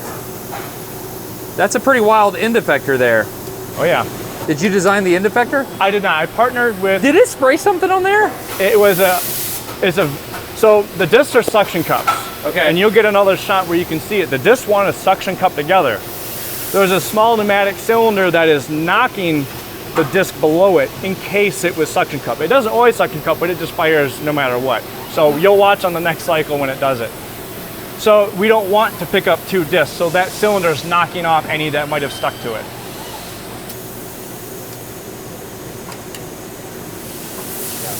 That looks like something you added on afterwards because you had a problem. Absolutely was, yeah. Okay, Yep. that makes sense. Yep. All right. All right. Now, after it picked it up, you can get a better angle here. Yep. It goes to that jig. Yep. Do you know what that jig is for? It looks like you're setting it in there and you're indexing for a position. Correct. Yep. And our problem with this application is all of our discs have different diameters, in particular the core because it's non-finished. So it indexes in such a way where it always knows where the center of the disc is. Yeah. And with our different diameters, we have offsets on our control panel that we can select to accommodate the different diameters where those offsets are. That makes sense. Yeah. Different cores. Yeah.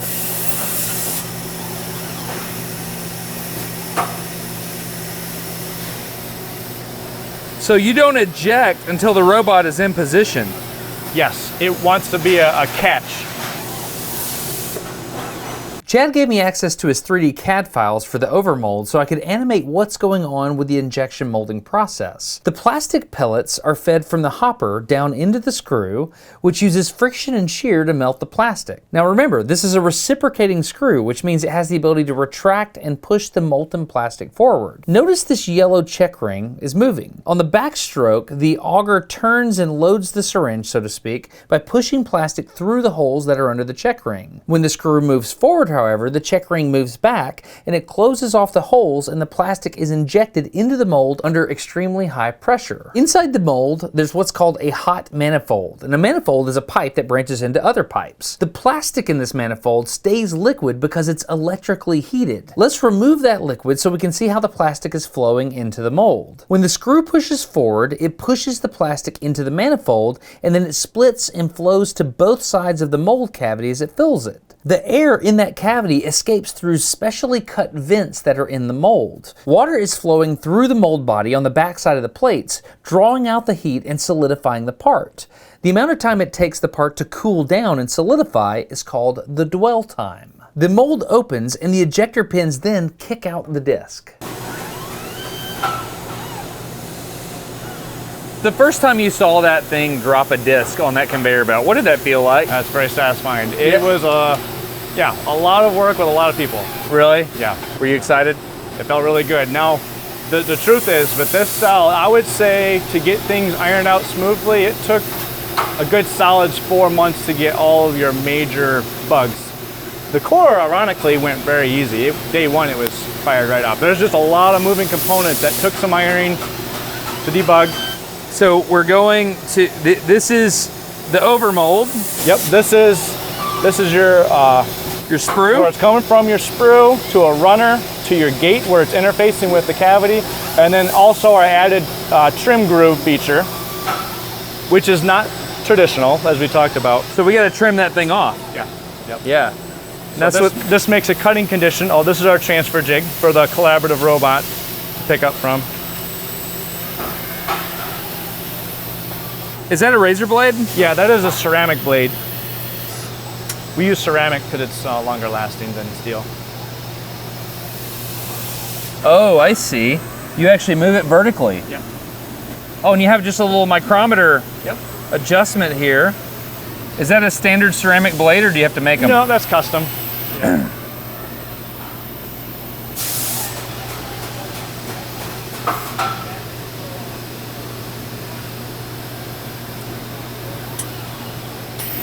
And you can see we have a vacuum cup that lifts that part up.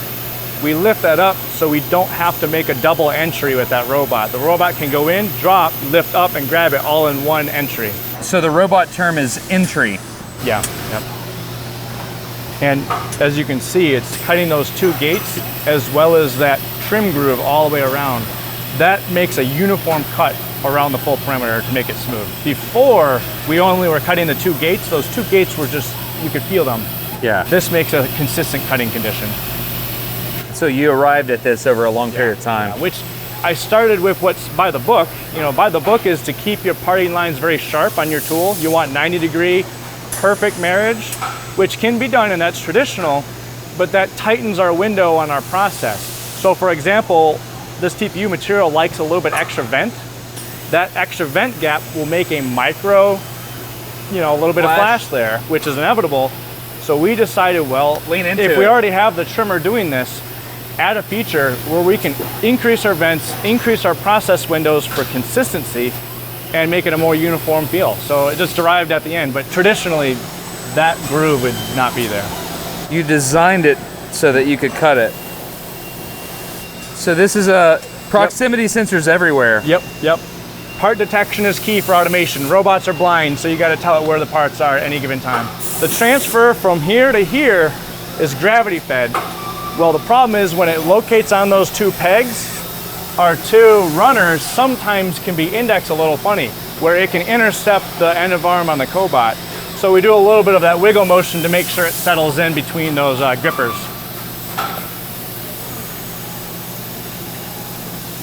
Oh, I saw it actually rotated a little bit. Yep. And that lines it up here for the trimmer as well.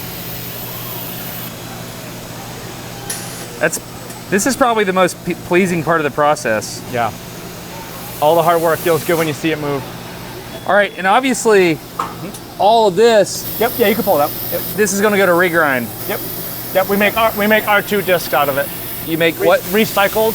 Our recycled line is called R2. R2 Neutron is the recycled process. So any waste material that comes out of here, any waste material, if we can separate the color and remold it as a core, we can. But sometimes once you get to this old mold step where you've got some mineral filler to add the weight and stuff, it becomes essentially R2 Neutron plastic. And essentially we felt it was better to make a product out of it than have to send it to the landfill. Absolutely. So all of the excess trimmings of the byproduct of the process, essentially all materials we have a use case for. And so it's kind of part of our mission of sustainability of being able to use everything. What are the challenges with doing regrind material? Are they not as stable because you have multiple? In this application in particular, overmold, which is key, we have a lot of weight fillers, but we're adjusting those fillers so the recipe in the plastic is constantly changing. So if you introduce randomly changing recipes back into your machine, you have to fight that because that's going to change the recipe, which will change your process. But once it's here, you lose control of where that recipe is. So that's one of the challenges, consistency. So you call this a cobot? Yeah, cobot, collaborative robot. Yep. Every axis on this has force sensing. So if it were to bump into you or get you pinched, it will stop and won't cause bodily harm. That's one of the keys. Yeah, it'll stop. Yep. Wow. That's what's different about this yellow one here. The yellow one will just eat you up. This will be bad. It's like getting hit by a car. You can see our sign on the window to give you an idea. Velociraptor containment, yeah. So I noticed the colors over here. Red. Yep. Thank you. These have kind of changed. So are you feeding colors into? Yes, with our feeder on the other side of the machine, Yeah. we have either 12 or 24 hoppers. We're building them out across all machines. So that color feeder, we can write our program in color sequence. We can have hundreds to thousands of different color sequences we load to it to change this here. So you're doing a gradient. Yep, we're doing everything. Gradients, we'll It goes from solid colors to swirly colors. Yeah. It's constantly rotating The through a flexi- whole different type of color The palette. flexibility of that custom color feeders open up a lot of windows for us. So you know how Dum Dum suckers have the mystery flavor? 100% the same. Those are all the mystery flavors. That's exactly it. Okay, yeah. So basically, as you're transitioning from one color to the other. Yeah. That's actually pretty fun. You can see you go through some solid color phases, then you get some swirls and just different boxes. Variety is key. We'll write the sequence that we get solid colors or then frequent changes. We want a little bit of both. Solid, swirls, everything in between. People like different things. He's our color He's our recipe color master. You do the colors? Yeah, I do the programming of the recipes on the color feeders. We can take a peek at it if you want. Yeah. You want to check it out? Yeah. Let's do it. So this is, what are we making right now? What kind of disc? Right now we're making Eclipse Axiom Envies. This is just the overmold process of it. We're using this color feeder right now to try to make a nice swirly overmold on all of the parts. So is this a colored TPU?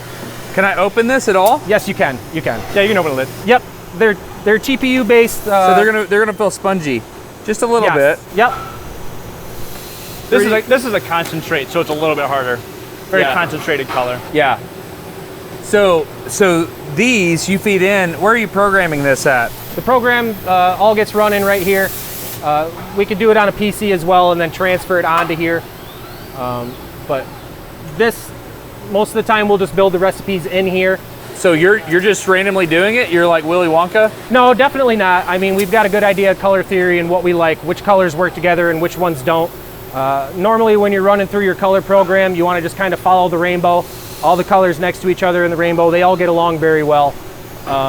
So as long as you start, with your reds and work your way through. That makes me want to see like the Wall of Shame where you made a bunch of dumpy colors. It does happen because it starts to get in it a little bit more. So we'll have one part of the recipe, it just runs through the rainbow slowly. And then once you get to the end of it, that's when we'll start throwing in other colors next to each other, because the colors that don't get along when they mix together look awesome when they're side by side. I see. So like a red and a green, you don't want to mix, but if you can get red and green next to each other without mixing, it looks phenomenal. So they're complementary colors. Exactly. They're across from each other on the color wheel? Yep. So on a complementary color, would you want to run less turbulent? You would want to run complementary colors so that they don't mix as much? To an extent, we have found with this system that it just kind of works out pretty well. We don't have to fight against it too much. As long as you're not running one color for too long, where it gets saturated in the full barrel before you change the color, you don't get a lot of that ugly muddiness. So is it just an auger? Yes. No, technically not. There's two different feeders. There's auger style or cylinder. This is actually a full cylinder rotating. So it's not much at all. No, it takes very little. So it goes into this Plinko style merge machine. There's some magnets there to capture any metal or ferrous material. Sometimes you get metal shavings. Goes in there. And then a vacuum. This is a line vac. It's a Venturi vacuum that goes through. And that goes all the way up here and feeds into the funnel. Where you used to do it with a tablespoon. Yep. Okay. Got it. And so, Adam, so over here, so it's compressing.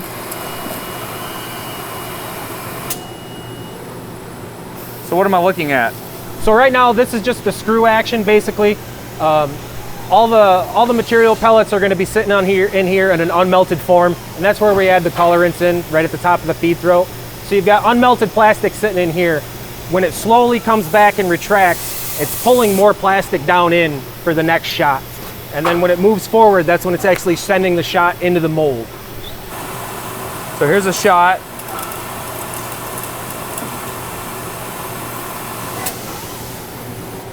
What color are you running right now? Right now it's feeding in, it's got green coming out the shot right now. Should we have white coming in behind it, so we're gonna be getting a green and a white swirl. The barrel itself holds about 15 shots and it holds some in the feed throat. So it'll be feeding colors later in the sequence than what's actually coming out of the press right now. Usually this lags about 20 to 25 shots behind what you're actually seeing coming out of the press. Just the capacity of the auger. Yep. Hey, thanks, Adam. Nice to meet you, man. Nice to meet you as well. Yeah, pleasure, dude. So this is Brian? Yeah, this is Brian. I'm Destin. Nice to meet you. He's our controls engineer. He makes all these robots move. That's awesome. So after it's trimmed, what is this thing over here? Yep, after trimming, it's gonna swing over to that laser. What does the laser do? So that laser, underneath the laser is a scale. That scale is communicating with our controller, and that controller is communicating with the laser, and it's gonna mark the weight in grams on the disc. Oh, so it's, it's burning. Yeah. It's burning it on there. Yeah. We used to do stickers, but that's a very manual process, and the stickers would fall off. It was just messy. This is permanent. All right, so because it's a cobot and it has force feedback, I can get near it. Yes. It's gonna grab the other one, and while that's trimming, it's gonna come over here. It's gonna put this guy in the laser. And then it stacks it. That's fun.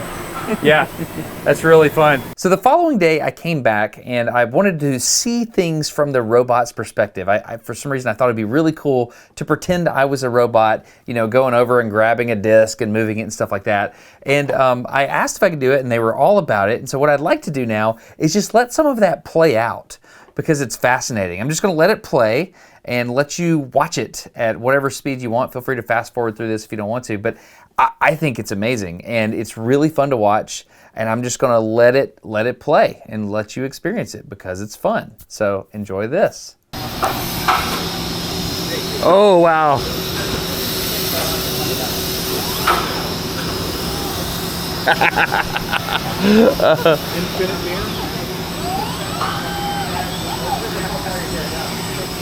Oh, that's silly. Oh, sorry. Sorry, dudes. I got carried away. Look, check it out.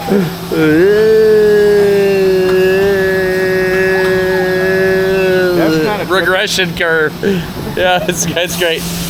Can I go in? Not yet. Not yet. You're about what, 5-10 minutes out?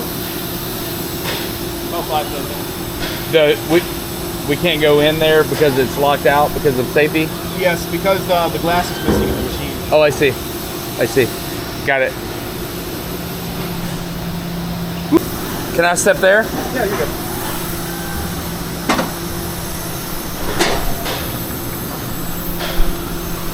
All right, where are you thinking? It needs to rotate this way a little bit.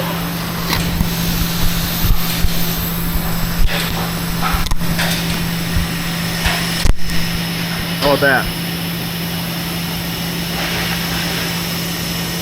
A little bit, just a fuzz more.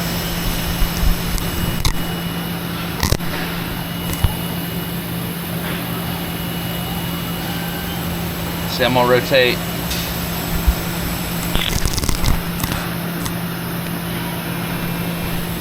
I'm nervous about it falling off at this point. Oh, we'll tape it. Yeah. Yeah, that's it. How far do these go in when it has a disc? When it's picking up a disc, not very far. But when it's grabbing a disc from the machine, they push up about, I don't know, 1/4 inch. So typically the disc is going to sit just like this. Yeah, I feel like we need to go more like that. Is there a way to do that?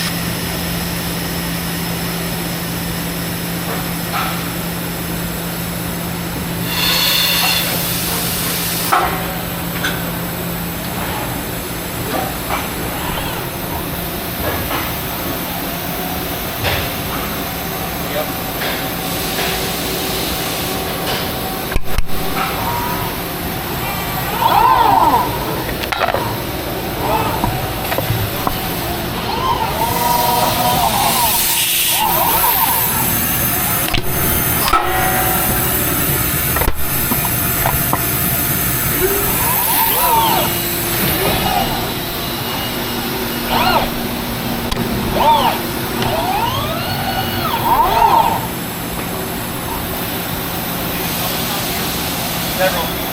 Yeah, we'll do several, and I'll do other things with the same here.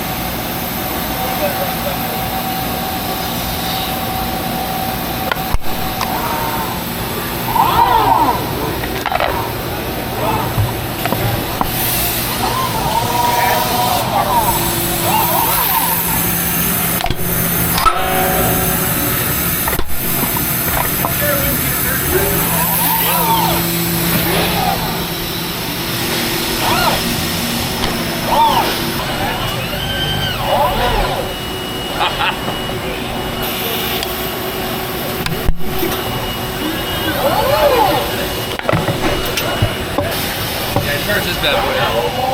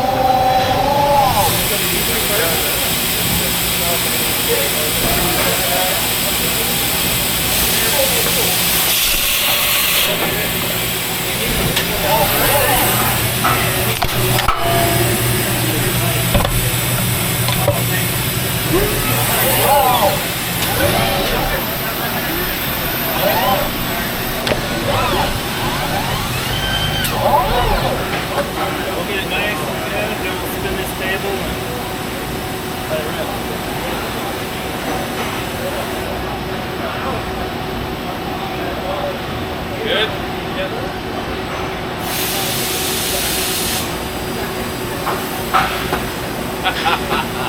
That's awesome.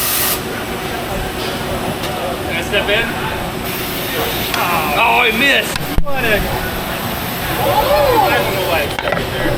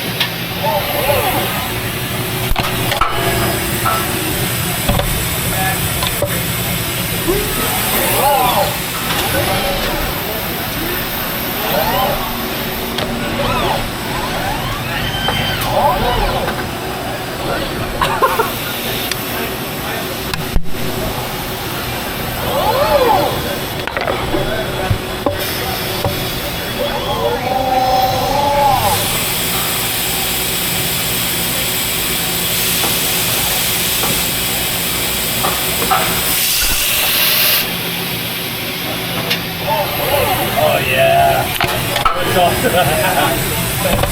very bright. Great.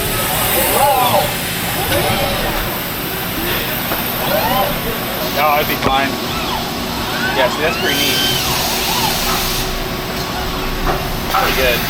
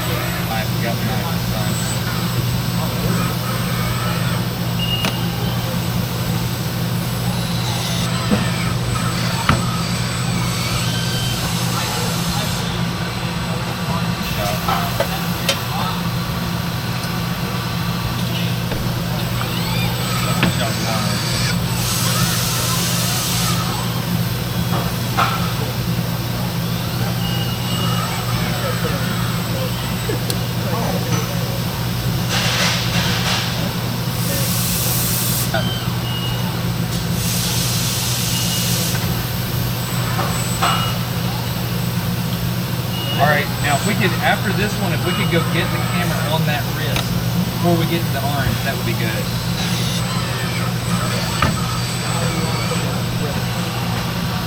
I would do the top side. Or I guess it's technically the bottom of this. You don't want to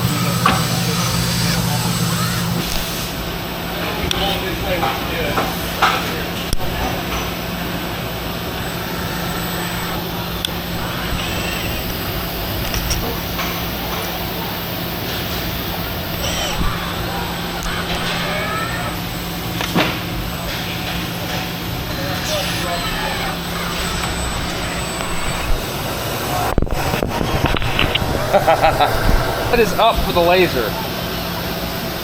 Tell me this side, right? Trevor. Yeah.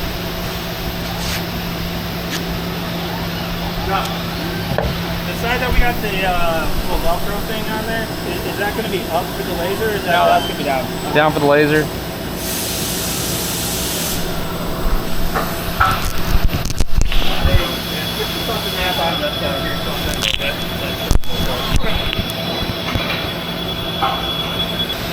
Yes, I do have a start button on the pendant, but I got to turn it on first.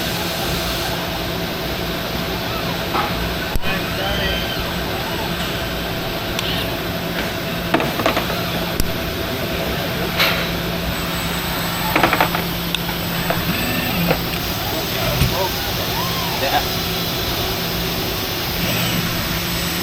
Good. You gonna hit? You didn't hit. Great. We're good. It's going to hit on the conveyor belt.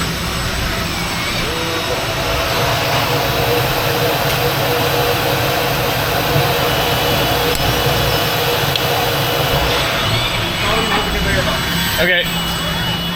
Well, let's see what. No, it. Yeah, it hit. That's good. I should be able to start it from here.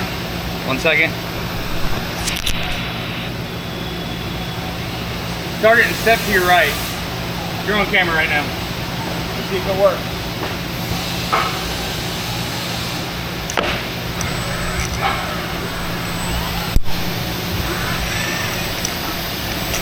Now it'll probably hit here. Yeah.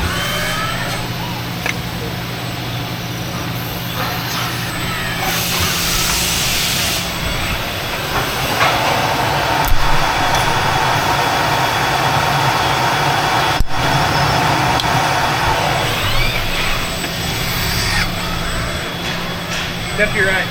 Sorry. You good? I think that's it. We got it, right? That's the whole thing. So Brian just changed the weight so that it should reject a part. So this is a bad part. It says nope. Think you're gonna change it back? If I'm quick enough. So it didn't even burn it. Correct. Yeah. So I can put this back on the conveyor. It's a good disc, and it can laser it later. Yep. That's interesting. I should point out too, this laser. Yeah. Do you notice how that robot is inside while it's lasering? Yeah. There's a light curtain there. Humans are not supposed to be in while it's lasering, but the robot is. Do you know how that's possible? What do you mean? How are we entering that robot in that light curtain and lasering? But if you were to stick your hand in, he won't laser. The hole in the jaws? Yes. Yeah. Yes, I'm glad you spotted that. Yeah, you knew yeah, it. Yep. Yeah, we're seeing through.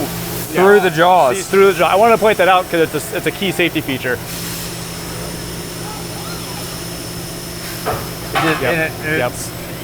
It faults. It didn't laser, so it's gonna kick it out. Don't chuck it. Fine.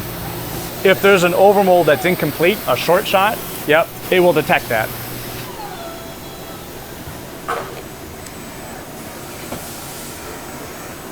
So this is acting like a short shot. Yeah, it's using force feedback. So Yeah. as it grips, it's measuring the force.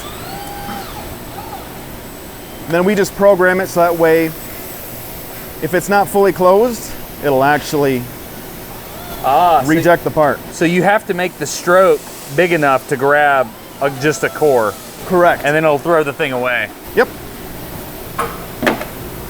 And since it's a cobot, we'll show you stopping it right now. So you just bumped it. And it instantly stops. Question over here. So this is the more expensive process. Correct. This is more expensive than that. Correct. So if I have a disc there, for some reason the cobot got backed up, and it pulls one out like it's about to, and there's a disc right there, what happens? I'll show that to you. Okay. So just stop the cobot. Yep. It will not run.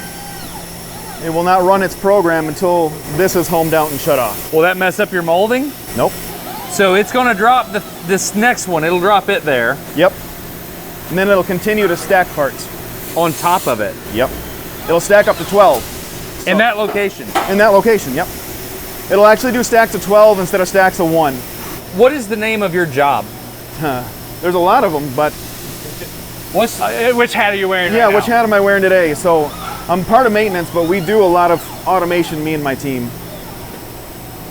So are you a robot programmer?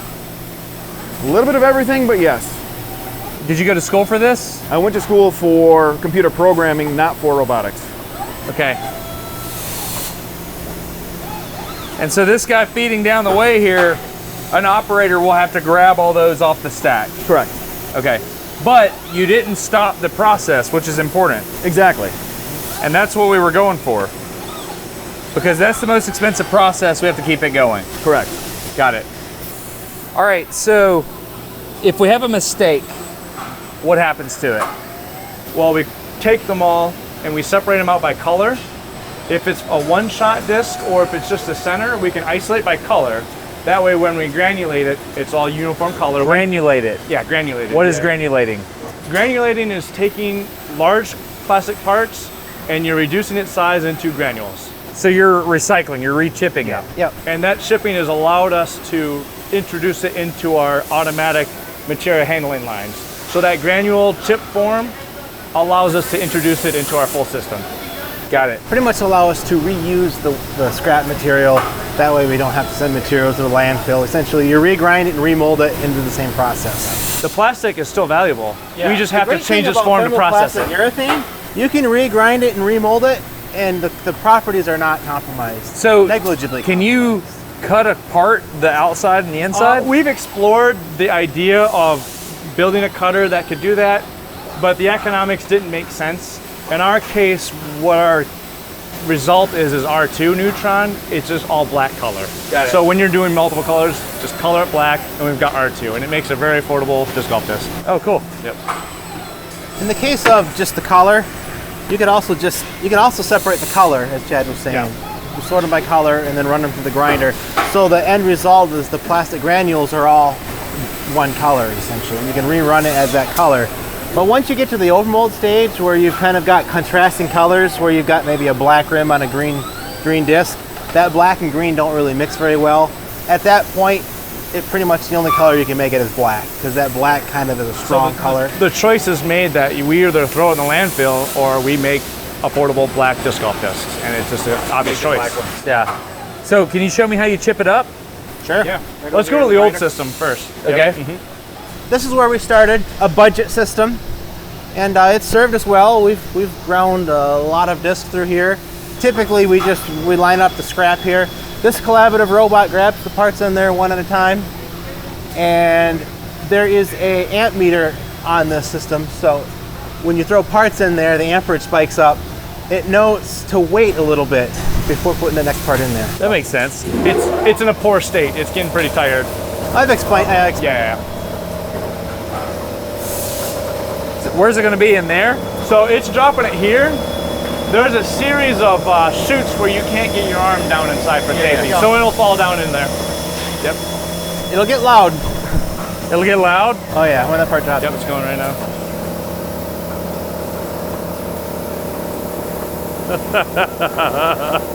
It's got a little bit of like throw the person into the volcano feel. So it says overload. Looks like amp meters. Did it lock up? There it is. Okay.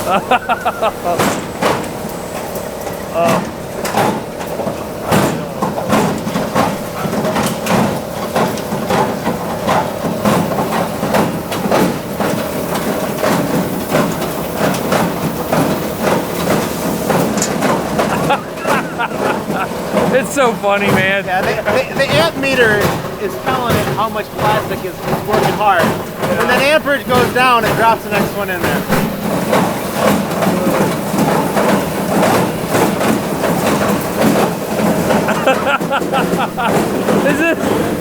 This is so funny. It's like it's like a cartoon. It's like, oh man. Oh, we got two this time. Oh man.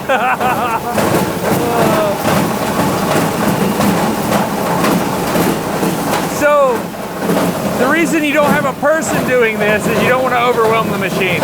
Yeah, you throw too many parts in there, it'll jam. It takes forever. You'll pop the breaker.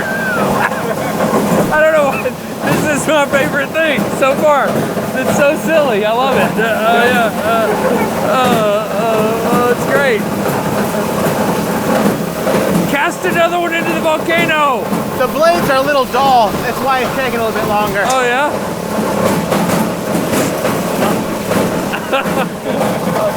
Thank you for that, Doc. Yeah. So, what? So you made a new one? yeah. So this is kind of a dust separating system. Okay. You want to explain how it works a little bit? Yeah, so after it goes through the granulator, No, it's called the volcano. it's going through this cyclone, and this is a dust collector. Okay, good. This is small scale. Yeah, collects the dust in this little bag. Yeah, dust collector. And so, It's the cyclone. Your large granules are here, and then your light particles are stuck up here. can I see what it's Maybe. Yeah. We don't have the dust collector on right now, so it's full. So if that was on, that dust would be in there, and the granules would be in there. I love this. Yeah. Yeah, we don't have that on right now. Okay, great.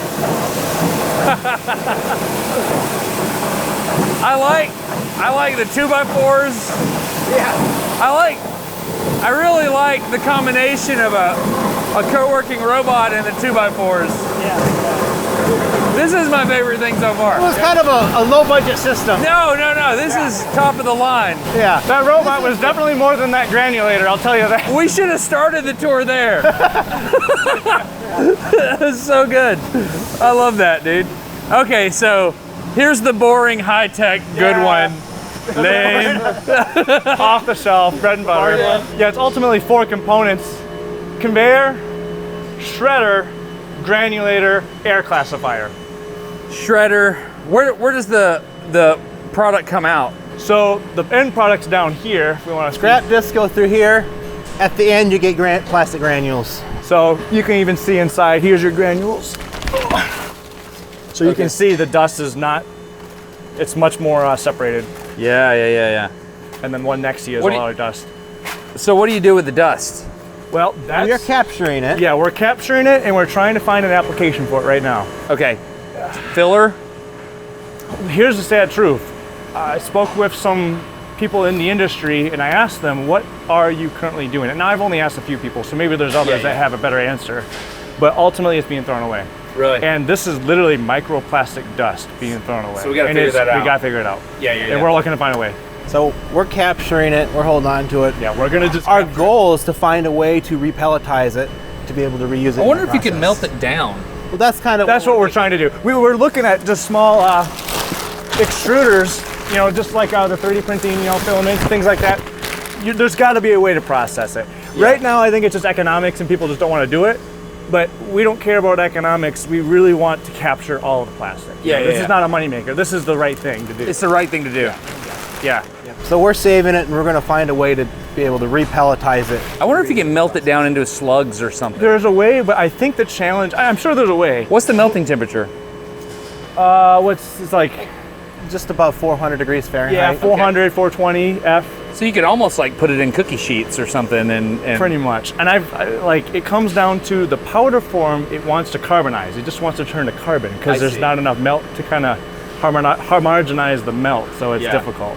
So there's a challenge there, but I'm sure there's a solution. It probably exists right now. I just got to get to the right people. Yeah. Brian's gonna fire it up right now. For reference, the throughput over there was probably only 30 pounds an hour at best. This one's about 500 an hour. We're thinking. Really? Yeah. So here's a box that we don't have to blur. So we don't have to blur these. Are they bad? What are these? Minor cosmetic defects. So let's see. We're gonna cast them into the volcano. Right there. Small black speck. Okay, we couldn't show you what was on the conveyor belt, but now we're gonna shred these defects so you can see what's happening in here. Ready?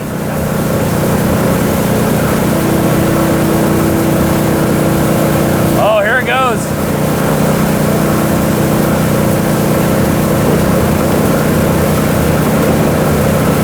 Wow.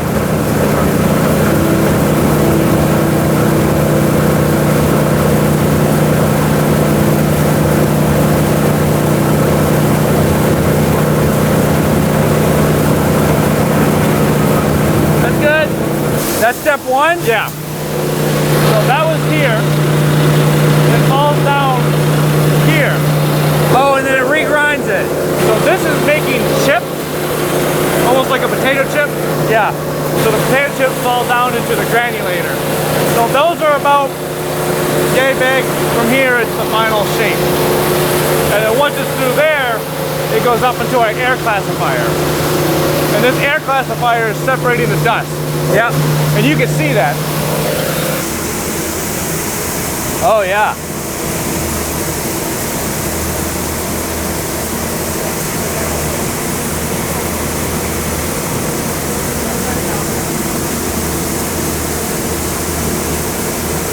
That's amazing. I grabbed a screen. So Brad grabbed a screen there. Yep. So this screen is in the granulator. Yeah. And there's blades that are sweeping here. Wow. There's a thick blade, and then there's chopping blades. They chop, and then they go through the screen. That's awesome. All right, so these are all the different colors, right? Yeah, these are the color concentrates. So you get the whites, the pinks, plasma pink. What is this? We make some pre-blended materials. So for example, that probably looks like a nice gray marble.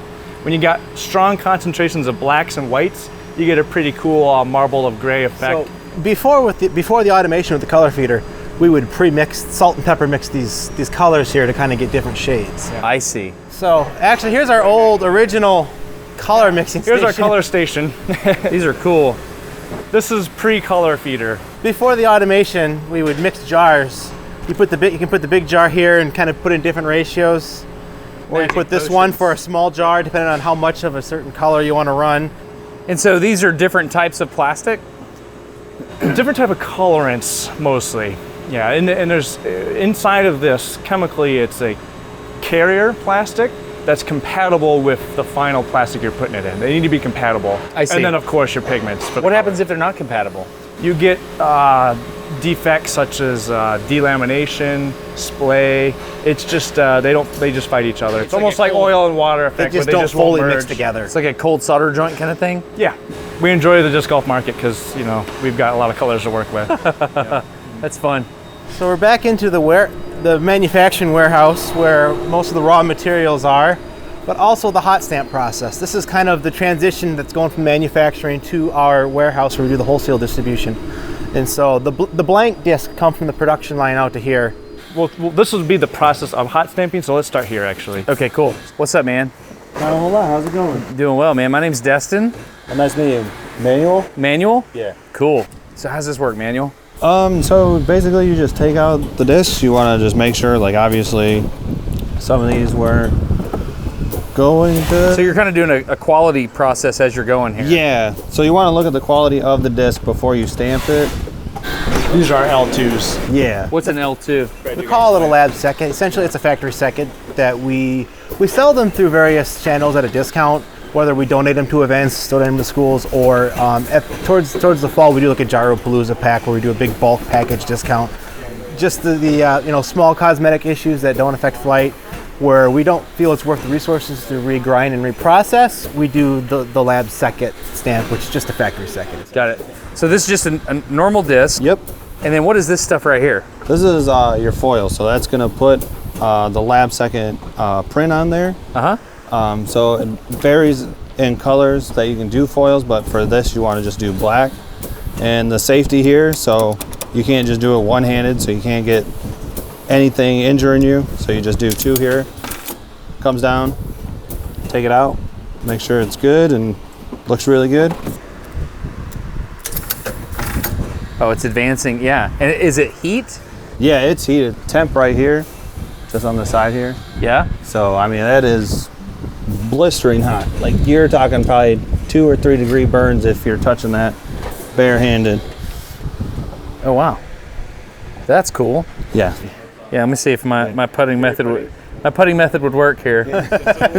We were joking earlier. I throw them really silly. I kind of when I'm really close, I throw upside down and flip it. Yeah, it's kind of dumb, but it works. I mean, if it works, It works surprisingly well. Did you try it? It works. It goes straight. It doesn't have that side-to-side motion. Hey, nice to meet you, Manuel. Hey, nice meeting you Yeah, too. pleasure, dude. Yeah, I'm Destin. Joel, I'm the hot stamping manager. This is Trent, so he does a lot of the art approval stuff. So Oh, so you do the art, and Yep. you're the manager of all the hot stamping stuff. Correct. Yep. What other machines can we look at? Hot stamping machines. Well, we could take a peek over there. Yeah. The triple stamp machine's the fun one. Can you double stamp, triple stamp, or triple stamp, double stamp? Not the first time we've heard that. Yeah, you hear that all. What is it? How do you say it? What's the joke? Can't double stamp a triple stamp. Yeah, whatever it is. We can't triple stamp a double stamp. So same process as the green machine, Yeah. but our goal is to get 3 different colors of artwork registered. That is a rad looking disc. How you doing? I'm Destin. Monica, nice to meet you. How are you doing, Monica? So you're running this thing? Yeah. So it's doing 3, like 1, 2, 3. So that's a cool disc. So you've got the red foil. So not only are you changing the colors of the, is there a direction this goes in? Does it matter? Yep, that's perfect. So not only do you have the mix up of the colors, but you also have the foil colors as well. Yeah, and the foil colors, Yeah, you we can can actually show the foils. see our wall of colors. What was your name? Steve. Steve, nice to meet you, dude. Good to meet you. It's rare to see someone with a clipboard and a calculator. You're kind of intimidating. I just want to let you know that. All the foils are. Monica, is Steve intimidating with all the? A little bit, yes. Yeah, that's the glasses and the clipboard. that's a and the lot, calculator, Steve. yes. Yeah, you kind of have a presence about you. So here's all our foils. Wow. Lots of different color options. So Yeah. gives our artists a good variety, and then also for our custom stamping program, Oh, wow. all of our customers have the option of different foil options to. So it's putting foil stamps on a disc. That's a labor-intensive process, right? Like you're having to really slow down to do this. Yeah, I mean, if you want to, Chad would be the guy. He has the whole process of stamping. Like, it's definitely. With this machine in particular, triple stamping is difficult. Okay. So Brad and I, when we were starting in the barn, we had that one green machine you saw that gentleman using. That was our one machine, and we triple stamped on that.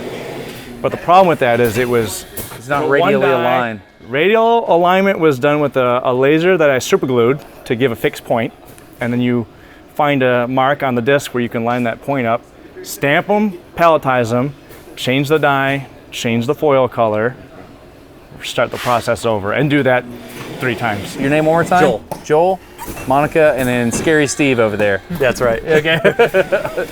Another important thing is the quality control for the products. You got the material itself. You got to make sure it's got the right humidity, or I guess moisture content.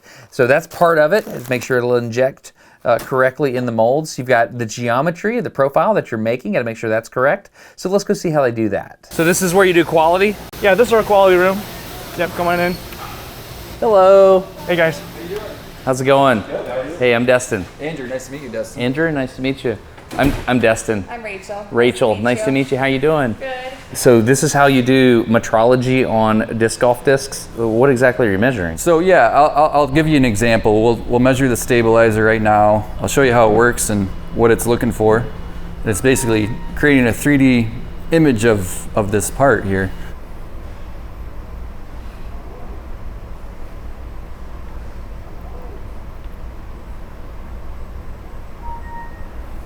That one's pretty much where we want to be. So 10.09 and the blueprint is 10.06. So we're pretty close there.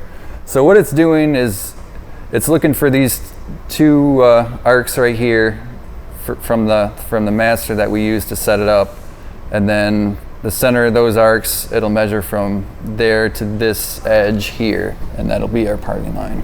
Oh, so the top edge is one datum, and this surface is the other datum. Yeah, it's actually at the corner where we're measuring from for the distance, right at the edge there. So the corner right there, you're measuring how far up the edge goes and how far over to the center of the curvature. Yeah, basically the flat surface on the edge here at the top to the actual parting line of the disc. So it's a function of cooling of the plastic and things like that. Draw. Yeah, it's the process of the molding that'll determine a lot of that parting line height where it's going to be. What are all these over here? These are our samples of all of our discs we have basically. So our good samples, so we can compare whatever we're running to basically what we know is good. Okay, so yeah, that's a fission. That's a fission. And that's your data there. Yeah, that's for the process techs. They'll write down what they have. So that's cool. And so that profile is important. And so what you're trying to do. Yes, that determines the flight of the disc. So that's why we try to keep, that parting line as close as possible to where we want it from run to run. That way we get a consistent part every time. So do you ever have a significant drift in production and you're like, something's up with the mold? Oh, for sure. I mean, that's why this data is so important. We can look at the data and say, hey, what's changed throughout this run? So we can get with the technicians and see if they see anything on their side, if they need to adjust anything, if there's any problems with temperature, water flow, whatever it may be. And yeah, that's very important that we can, kind of track that data in real time. So you can change dwell time in the mold. Yeah. And that affects draw and things like that. Yeah, as you walk with Dom and some of our process techs, just to glance at those screens with the multiple pages in those screens, the amount of variables you're working with is plentiful. And there's a lot of key parameters that, you have to make subtle adjustments. And to get what Andrew's saying, not only are we checking the part, not only are we checking the machine, but another variable is our material. You have to check your material going into the machine. That's some of these things that Andrew will walk you through. Oh, so we have tensile tests? You're checking the material before it reaches the machine, which is important. That's awesome. Yep. So we, for example, our melt flow index. Andrew, maybe you want to boot that up so we get it warmed up? Yep, it's booted up. And moisture analyzer. These two are pretty key. So basically, we got some material before it's melted here. We can measure the moisture of it. This is actually not dried, so it should give us a fail reading. So that's a heating element there. Yes. So basically, it warms it up, and the more basically the weight changes, the more moisture. Well, that's doing that. Can you tell me about this over here? Yeah. So this measures our melt flow index. So like for an example, here's a good melt flow test for a material we use. We want something like that length, and here's an example of a bad lot that we would get. Mm-hmm. It's a lot shorter. Obviously, it looks a lot different. So you're measuring the viscosity of the plastic while it's at a certain temperature. Correct. Yeah. So it heats up to about 400 degrees Fahrenheit, and then we put a weight on top of here, and we can think of it as basically like a big syringe. It'll push down and like a dead load tester. Yes. Yeah. And then after about 4 or 5 minutes, it'll look like that for a good lot, and then this for a bad lot. Yeah, that's interesting. Yeah. Yeah, but this is clear, which I wouldn't expect. I would expect a good lot to be clear and a bad lot to be cloudy. Yeah, it is interesting, but that's the way it works, huh? Yeah, yeah. And then this is a surface plate. I recognize this with a height indicator. Yeah, so we can measure our dome with this guy here. I'll grab a disc over here. Grab this one. I like that. So yeah, it's nothing too complicated. Just put it up there and go right in the center, and that'll give us our dome measurement. What is different about this gauge? Is this an older gauge? So this gauge actually measures the thickness of the flight plate. So we can take this and put it over here, and it'll give you the thickness. How is it indexing? There's 2 pegs. Yeah, I see. Yeah, you just, right that there would be the 0. So zero that out, and then. Got it. Oh.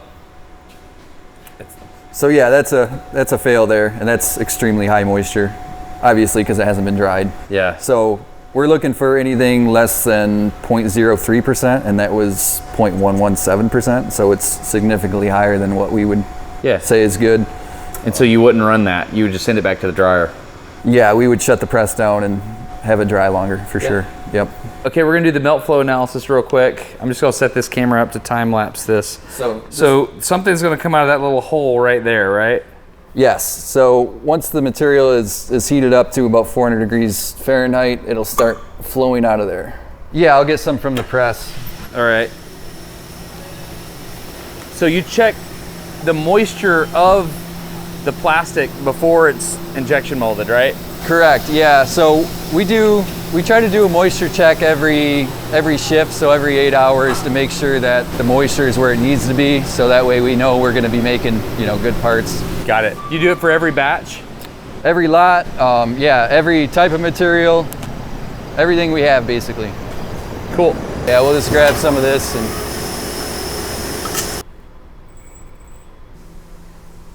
that should be fine. Okay.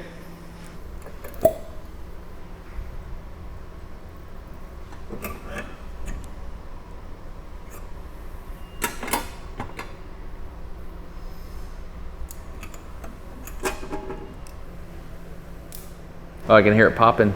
Yeah, that material should be a lot better. It's actually dry, so.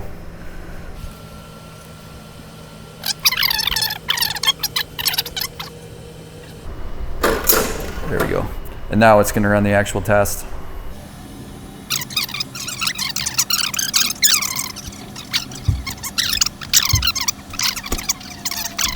Oh wow, this is a lot.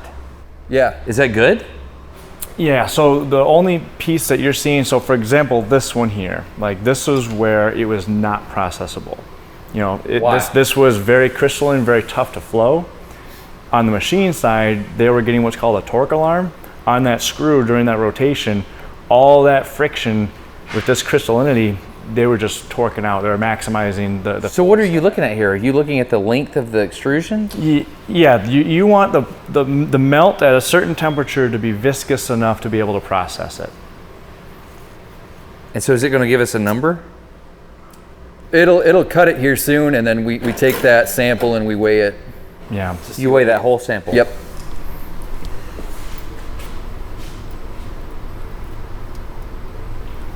So 1.2 grams. What does that tell us? Here, do you want to compare these just for good Yeah, measure? so this is another good sample we have. Obviously it's gonna weigh less, it's not as much material, but I believe it's, like 0.7 grams. Okay, and then here, do this one. And then I don't think this registers at all. This is, It's nothing. That is the same material under the same drying conditions. And so this is just evidence of why our ability to maintain that geometry is very challenging, because our process techs have to constantly adjust around that variable. Yeah. And that's the real challenge, is lot to lot with the same grade of material, you're constantly having to make tweaks. It's like you want to expect, you buy the same material, you run through the same drying conditions, you want to run through the same machine conditions, environmental conditions, all of it. But the consistency, You're still going to have different results. Cool. Yeah. Hey. So it's our ability to adjust for that is key. Yeah, thank you very much for showing me that, man. I appreciate it. Yeah, awesome. Thank you. One of the things that has to be considered is the art that goes on the disc, and what the design is, how do they do it. And so we set up a video call and chatted with one of the artists. So the art director's not here, so we're having to call it. Where is the art director? The art director? Yeah. Carolina. North Carolina? Yes, he's remote. They're very artsy in North Carolina, right? Yeah. Yeah. He's not in Asheville, but he's in Raleigh, so. Okay, so you're Mike, the art director for the discs. Yes. So, did you do the hummingbird? I did. I like the hummingbird. Thank you so much. How do you think about doing art for discs? How do you go about doing that? It's a couple parts. A lot of it's working with the person I'm doing the disc for. That disc was for Simon Lazat, and he's kind of known for his big distance and the speed in which he can throw discs. So that was kind of, I'm guessing that's kind of where the hummingbird started as a spirit animal, and we kind of get to work from there. We kind of have a general talk and kind of throw ideas out there, and then I put pen to paper and start doing some thumbnails to just get the ideas going. Mostly Photoshop and Illustrator? Is that how you do it? Even in the mock-up process, like when I'm separating the foils out in my head, I'm also doing that in Illustrator and in Photoshop, doing mock-ups as I work through the process. How are you managing the distribution of the colors? It's my understanding that if you have too much contact in one location, it's bad, and if you don't have enough, it's also bad. Can you explain the physics of that to me? Stamping is There's a lot of rules, but once you learn the rules, it's kind of like second nature as far as the design process goes. Everything does have to be balanced, and thinking about that stuff like right from the thumbnail stage and in the initial rough stage, it makes the final a lot easier. Like, you're not waiting till the very last minute to be like, oh man, it's way too heavy. You know what I mean? You're thinking about that from the jump. And some designers that are kind of new to it don't understand that part. So there can be a learning curve there. But I've been doing this long enough. I've been doing this about 10 years now, designing like for stamps. So what do you have to take into consideration? The overall balance on the disc. Like if it's heavy on one side, you gotta split up that weight. So you can't just have one element that's tiny on the left side, because the stamper is gonna be hit too hard. So you're saying, like, as I come in and I stamp, the surface pressure that I'm applying, if I have too small of a surface area, it'll stamp too deep. Yes. But because pressure is equal to force over area. So if I have a large surface area, I can use the same clamping force, but I don't get enough of a push in order to make the stamp work. Is that correct? We have a calculator we do internally to test how much surface area our artwork is taking up, and we'll use a 6x6 white square at 300 DPI, dots per square inch, and we will copy and paste our art layer for that specific foil into that 6x6 square, and you can use a mean average in Photoshop and plug that into the calculator, and that's going to give you a calculation of how much tonnage is going to be applied to when the die strikes the disc. It kind of gives us a baseline, and we can't go over a certain limit because it's just way too high, and it wouldn't stamp correctly. So you have to have just enough pressure at any one location, but not too much. Yes. Okay. Yes. That's interesting. And the triple stamp method lets you make more design work per surface area of the disc because you can get 3 strikes. Is that true? That is true.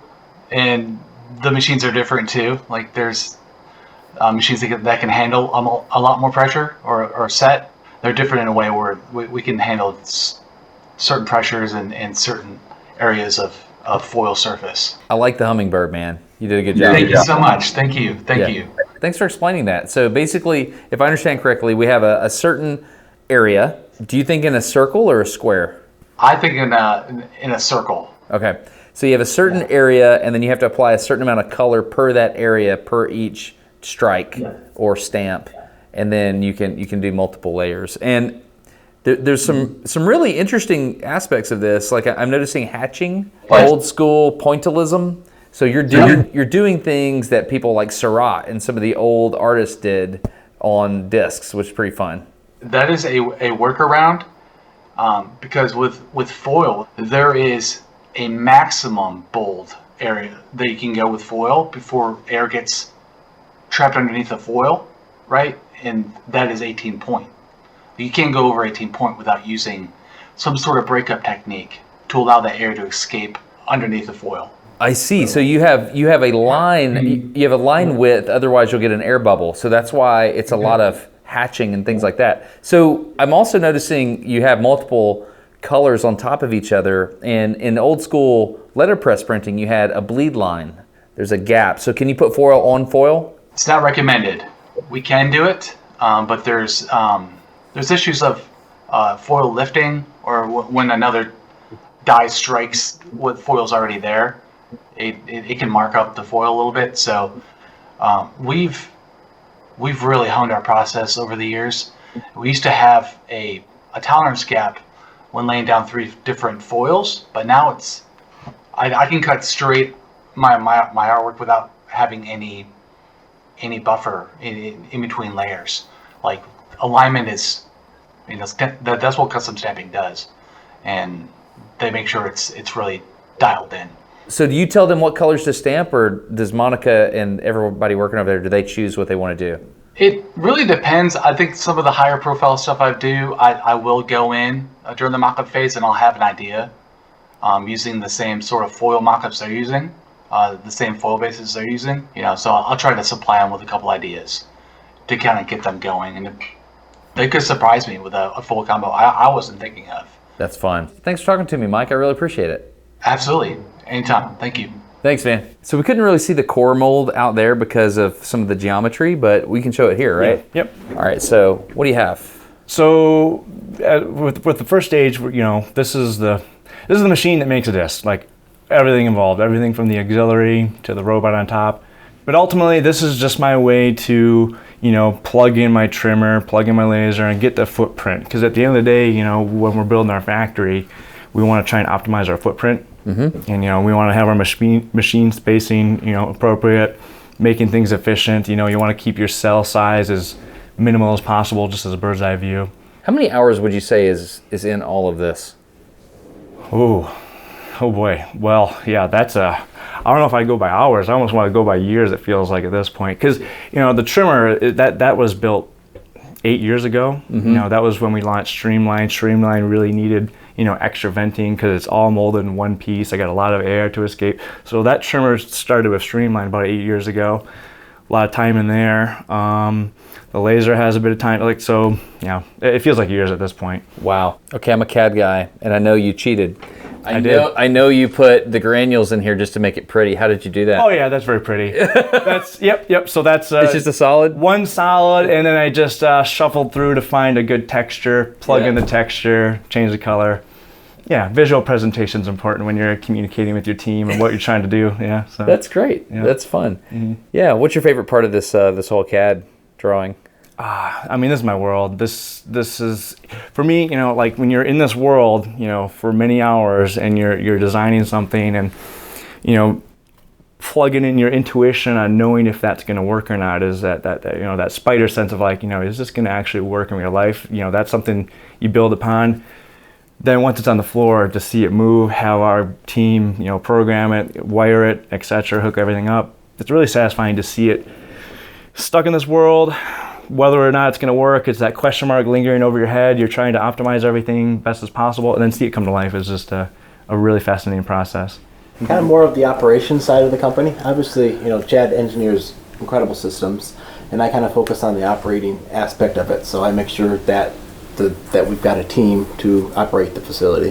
Building the team and the organization, as you see, we have an incredible team, and obviously building that takes a lot of time. So I kind of work with the administrative side of the things to really build the team to operate the factory, because building the operations is equally as important as the engineered solution. So really, Chad and I have such polarizing skill sets when it comes to, and just has worked out really well for the company when it comes to his engineering skills, and then my ability to just kind of oversee the logistical operations of the company. So. And to tie that together, we're both disc golfers, so our common goal is the same thing. So when I'm designing something or trying to make it work in our facility, I'm constantly checking Brad, hey, do the numbers make sense? Can we actually do this? A lot of people don't realize, so Brad, Chad, brothers made the company. You guys are all in on this, aren't you? Oh yeah, we're in it for the long haul.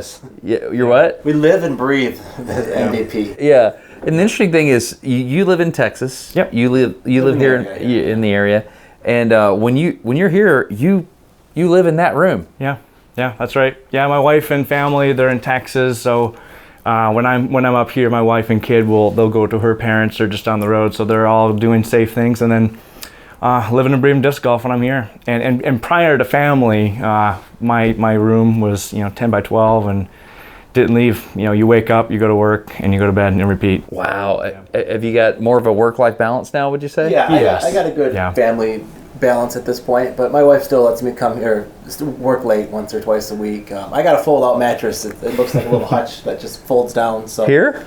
Yeah, my office has a little fold. Can I see it? Sure. Is it like dirty at the moment? No. Are you okay with it? Yeah, I'm gonna take a look at it. Yeah, I want to see this. Hey, spatial efficiency. Little meeting space here. Yeah.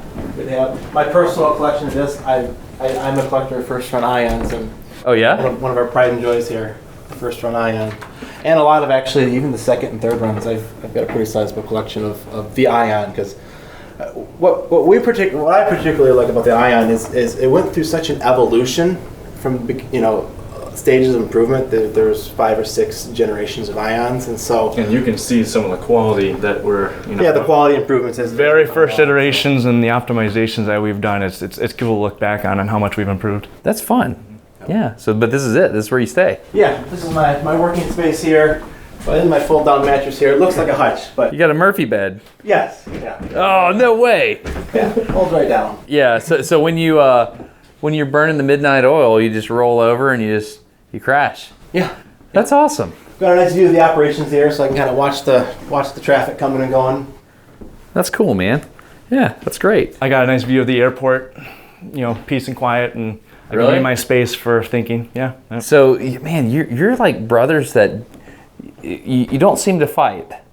We negotiate. Off camera? Off camera. Well, thank you so much for showing me MVP. Yeah, thank you. This is great, man. I really enjoyed it. All right, I hope you enjoyed the second video for the companion video for episode 301, the MVP disc sports video. This video was my idea. I asked if I could go to the facility and see how they make discs, and they were down with it. I think that's awesome. So a huge thanks to Brad and Chad and everybody at MVP for sponsoring Smarter Every Day. I think that's awesome. So a huge thanks to everybody there. If you want to subscribe to the second channel, that'd be great. I like making these second channel videos. It's a good way for me to justify making the first channel video a little bit shorter and move quickly, because I know I can put the footage here. So it's really important for me emotionally to have this second channel just available as a place to put some of this information. So I hope you enjoy it. So please consider subscribing to the second channel. Also, I want to say a huge thank you to everybody that supports Smarter Every Day on Patreon. Patreon.com/smartereveryday.